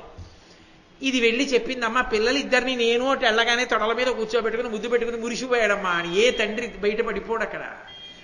కాబట్టి ఆవిడంది దమయంతీదేవి, సంధియమేళ సర్వగుణ సంపద చూడక బాహుకుండు భూవందితుడైన నైషధుడు అవశ్యము దానగు నా మనంబున ఆనందము పొందుచున్నది ఘనంబుగా వాటిట వచ్చువాడో ఏనందుల కెగుదాననో రయంబున నా పని నిశ్చయింపుమా. నా మనసుకి ఆనందం కలుగుతోంది, పరపురుషుళ్ళ అనిపించట్లా, కేవలం సారథిలా అనిపించట్లా, ఖచ్చితంగా నలుడే, బాహుకుడు కాడు. నేను ఆయన దగ్గరికి వెళ్ళడమా, ఆయనని నా దగ్గరికి పిలిపించడమా అని తల్లిని పిలిచి, అమ్మా ఏ నిర్ణయం చేద్దామంది. అమ్మా నువ్వు అంత పూనికతో చెప్తే అతన్నే పిలిపిద్దామన్నాడు తల్లి తండ్రి. బాహుకుడిని పిలిపించింది దమయంతీదేవి. పిలిపించి ఎదురుగుండా వచ్చి బాహుకుడు నిలబడ్డాడు. ఎంత బాహుకుడి వేషంలో నిలబడినా ఆ నలుడి లోపల ఉన్నవాడు నలుడే కదూ, ఆయన మనోభావముల చేత ముఖములో కలిగినటువంటి ఆ తత్తరపాటును గమనించినదై నా భర్త అని కనిపెట్టింది. కానీ భర్తతో మాట్లాడినట్లుగా కాకుండా ఆవిడంది, దమయంతి నలుని వికృతాంగము చూచియు అతని నన్యుగా మగవక ఎయ్యమునను లజ్జను నతి సంభ్రమమున వివశాత్మయగుచు పతికిట్లనియన్. ఆమె సంభ్రమంతో లజ్జతో తన భర్తే అని తెలుసుకున్నదై ఆయనతో మాట్లాడుతూ ఇలా అంది, జనులు ఎవ్వరూ లేనటువంటి అరణ్యంలో నేను నిద్రపోయి ఉండగా పరమ బలహీనురాలనై అప్పటికి 4 రోజుల నుంచి అన్నం లేని దానినై ఉంటే సహధర్మచారిణి అయినటువంటి నన్ను తన వెంట అడవికి తీసుకొచ్చి నువ్వు అనలేదు, మీరు అనలేదు, తన వెంట నన్ను అడవికి తీసుకొచ్చి సౌమ్యమైన ప్రవర్తన కలవాడిలా ప్రవర్తించి సౌమ్యమైన ప్రవర్తన కలిగిన నన్ను అగ్ని సాక్షిగా శాస్త్రీయమైన పద్ధతిలో ఎవరిని భార్యగా పత్నిగా స్వీకరించాడో అటువంటి నన్ను కఠినాత్ముడై విడిచి వెళ్ళిన వారు ఇతరులు ఎవరైనా ఉంటారా? అంతే. నలుడు తక్క, నా భర్త తక్క, ఆ మాట ఆమె అనలేదు, పూర్తి చెయ్యలేదు. అని సురవరుల తొరిగి తన్నున్ వరించితి, నన్ను పుత్రవతి ఏలుకో చెచ్చెర విడిచే, అతనికి నిష్కరుణనకు ఏమేమి ఎగ్గు కావించితినో. నేను దేవతలు నన్ను భార్యగా పొందాలనుకుంటే కాదని నలమహారాజు గారిని వరించి మరీ వివాహం చేసుకున్నాను. ఎప్పుడూ ఆయనని అనువర్తించి ఆయనతో కలిసి బ్రతకడానికే ప్రయత్నించాను. ఒక్క తప్పు నేను చెయ్యలేదు. కానీ ఏ తప్పు చేశానని నన్ను విడిచిపెట్టి వెళ్ళిపోయాడో అని, నిన్ను నేను విడిచిపెట్టను, ఎప్పుడూ నువ్వు భయపడక్కర్లేదని ఒకమారు కాదు పలుమార్లు నాతో చెప్పాడే. అలా చెప్పినవాడు ఆ మాట ఎందుకు మరిచిపోయి నన్ను విడిచిపెట్టి వెళ్ళిపోయాడో అని కన్నుల నీరు కారుతుండగా ఆమె వలవలా ఏడుస్తుంటే చూడలేకపోయాడు ఇంకా నలమహారాజు. చూడలేక అన్నాడు, అన్ని నిందలు వేస్తున్నావే, నేను ఎందుకు వెళ్ళిపోయానో తెలుసా? నేనే నలుడను. ఎందుకు వెళ్ళిపోయానో తెలుసా? కలిపురుషుడు నాలో ప్రవేశించాడు. ప్రవేశించి నా చేత ఆ పని చేయించాడు. నీ మీద ప్రేమ లేనివాడను కాను. దోషాలన్నీ నా మీదే ఉన్నట్లు మాట్లాడుతున్నావే, నిర్దయుడనై విడిచిపెట్టి వెళ్ళిపోయానంటున్నావే. భర్త ఉన్నదానివి, బిడ్డలను పొందిన దానివి, భర్త బ్రతికున్నాడు ఎక్కడో అని నమ్మిన దానివి, పునఃస్వయంవరానికి ఋతుపర్ణ మహారాజుని రమ్మని కబురెందుకు చేశావు? అసలు ఆ మాట రావచ్చా? ద్వితీయ స్వయంవర నిర్ణయం చెయ్యొచ్చా? మరి నీ ఎందు దోషం లేదా అని అడిగాడు. ఆవిడంది, అందుకో నిజంగా నా మనసులో త్రికరణ శుద్ధిగా ద్వితీయ స్వయంవరం నిర్వహించాలనేటటువంటి కోరిక లేదు, నా తల్లిదండ్రులకు లేదు. పర్ణాదుడు వచ్చి గుర్తించాడు నువ్వు జవాబు చెప్పినప్పుడు. నిన్నిక్కడికి రప్పించడానికి మార్గం లేదు. 100 యోజనముల దూరాన్ని ఒక్క రాత్రి రథం నడపగలిగిన వాడివి నువ్వే. ఇది గుర్తుపట్టాలంటే, ఋతుపర్ణుడిని రప్పించాలంటే ఎలా రప్పిస్తాం? ద్వితీయ స్వయంవరం అని కబురు చేస్తే అసలు అదేమిటో దమయంతి ఎందుకు చేస్తోందో తెలుసుకోవాలన్న కుతూహలంతో నువ్వే సారథ్యం చేస్తావని, తప్పకుండా అంత దూరం రథాన్ని నడిపితే అది మీరేనని నేను అటువంటి కబురు ఋతుపర్ణ మహారాజుకు పంపించాను. త్రికరణ శుద్ధిగా నాకు అన్యమైన ఉద్దేశ్యమే ఎంత మాత్రమూ లేదు. నీ పాదాల సాక్షిగా చెప్తున్నాను, నిజంగా నా యందు ద్వితీయ స్వయంవర ఉద్దేశ్యమే ఉంటే సూర్య చంద్ర దిక్పాలాదులు నన్ను కాల్చి చంపరా అందవిడ. అనగానే అంతరిక్షంలోంచి వాయువు యొక్క వాక్కు వినబడింది. అమల చరిత్రనిట్లు దమయంతి పతివ్రత పల్కుదే, నృపోత్తమ విను దీని యందు విదితంబగు శ్రీల విధిన్ సుధాంశుడున్ కమలహితుండు నేను అయి కాచితి మొక్కట 3 వర్షముల్ కొమరుగ దీని చేకొనుము కోమలి నీ కనురక్తనావుడున్. ఓయి మహారాజా, ఏమనుకుంటున్నావు? ఆమెను ద్వితీయ స్వయంవరానికి ఎందుకు ఒప్పుకున్నావని నిలదీసి ప్రశ్న వేస్తున్నావే. 3 సంవత్సరములు ఆమె నీకు దూరంగా ఉంటే 3 సంవత్సరముల నుండి ఆమెని రక్షిస్తున్న వాళ్ళం నేను, సూర్యుడు, చంద్రుడు ఆమెని కాపాడుతున్న నిరంతరం. ఆమె మహాపతివ్రత, ఆమె యందు దోషం లేదు, ఆమెని స్వీకరించు అన్నాడు. అనగానే అంతరిక్షంలోంచి పూలవాన కురిసింది, దేవదుందుబులు మోగాయి, వాయువు ప్రసన్నంగా వీచింది. నలమహారాజుకు అర్థమైంది, నన్ను పొందాలని ఆవిడ ప్రయత్నం చేసింది. నేను కలిపురుషుడు నాలో ప్రవేశించిన కారణం చేత నేనామెను విడిచిపెట్టాను తప్ప మా ఒండురుల మనస్సుల్లో అన్యమైన దోషం లేదు. ఆమె పరమపతివ్రత, నాయందు మనసున్న ఇల్లాలని వెంటనే కర్కోటకుడిని స్మరించాడు. దివ్య వస్త్రం వచ్చింది, దాన్ని కప్పుకోగానే నలమహారాజు తన యథాస్వరూపాన్ని పొందాడు. దమయంతి పరమ ప్రీతితో నలుణ్ణి కలుసుకుంది. ఋతుపర్ణ మహారాజు గబగబా వచ్చి, నీ వంటి మహానుభావుడి చేత గుర్రాల్ని నేను లొంగేటట్టు చేయించాను, ఆ తర్వాత రథం నడిపించాను, కాబట్టి నా తప్పు మన్నించవలసింది అన్నాడు. ఇందులో ఏమీ దోషం లేదు ఋతుపర్ణ మహారాజా. కర్కోటకుడు నేను రూపం మారితే తప్ప పరరాజు వద్ద సేవించలేను కనుక నన్ను అలా అనుగ్రహించి పంపించాడు. ఆ కర్కోటకుడి వల్లే ఇవాళ నేను ఇలా బయటికి వచ్చి మళ్ళీ దమయంతిని కలవగలిగానని, నువ్వు నాకు అక్షహృదయం ఇచ్చావు, నేను నీకు అశ్వహృదయం ఇస్తానని ఋతుపర్ణ మహారాజుకి అశ్వహృదయాన్ని ఇచ్చారు. ఇచ్చిన తరువాత నలమహారాజు గారు ఒకానొకప్పుడు కొన్ని రోజులు ఆ విదర్భ రాజ్యంలో ఉన్న తర్వాత కేవలంగా ఒక్క రథాన్ని 16 ఏనుగుల్ని 50 గుర్రాల్ని 600 మంది సైనికుల్ని వెంట పెట్టుకుని నిషధరాజ్యానికి వెళ్ళి అక్కడ రాజ్యమేలుతున్నటువంటి పుష్కరుడితోటి నువ్వు నాతో ధర్మయుద్ధం చేస్తావా లేకపోతే నువ్వు నాతో జూదం ఆడతావా, రెండిటిలో ఏం చేస్తావో నాకు చెప్పమన్నారు. జూదం ఆడతాను, నీ దగ్గర ఏముందని ఫణం పెడతామన్నాడు. దమయంతిని ఫణం పెడతానన్నారు. దమయంతీదేవిని పొందొచ్చనుకున్నాడు పుష్కరుడు. ఎందుకని ఇప్పుడు అక్షహృదయం తన దగ్గరుంది, తనని మాయ చేసి ఓడించడం కుదరదు. ద్వాపరుడు పాచికలలో ఉన్నా ఇక పడవు పందాలు. అక్షహృదయం తెలుసున్న వాడిని ఓడించగలిగిన వాడు ఇంకొండడు జూదంలో. కాబట్టి దమయంతీదేవిని ధైర్యంగా పణం పెట్టి పందెం వేశాడు. సమస్త సామ్రాజ్యాన్ని పుష్కరుడు పెట్టాడు.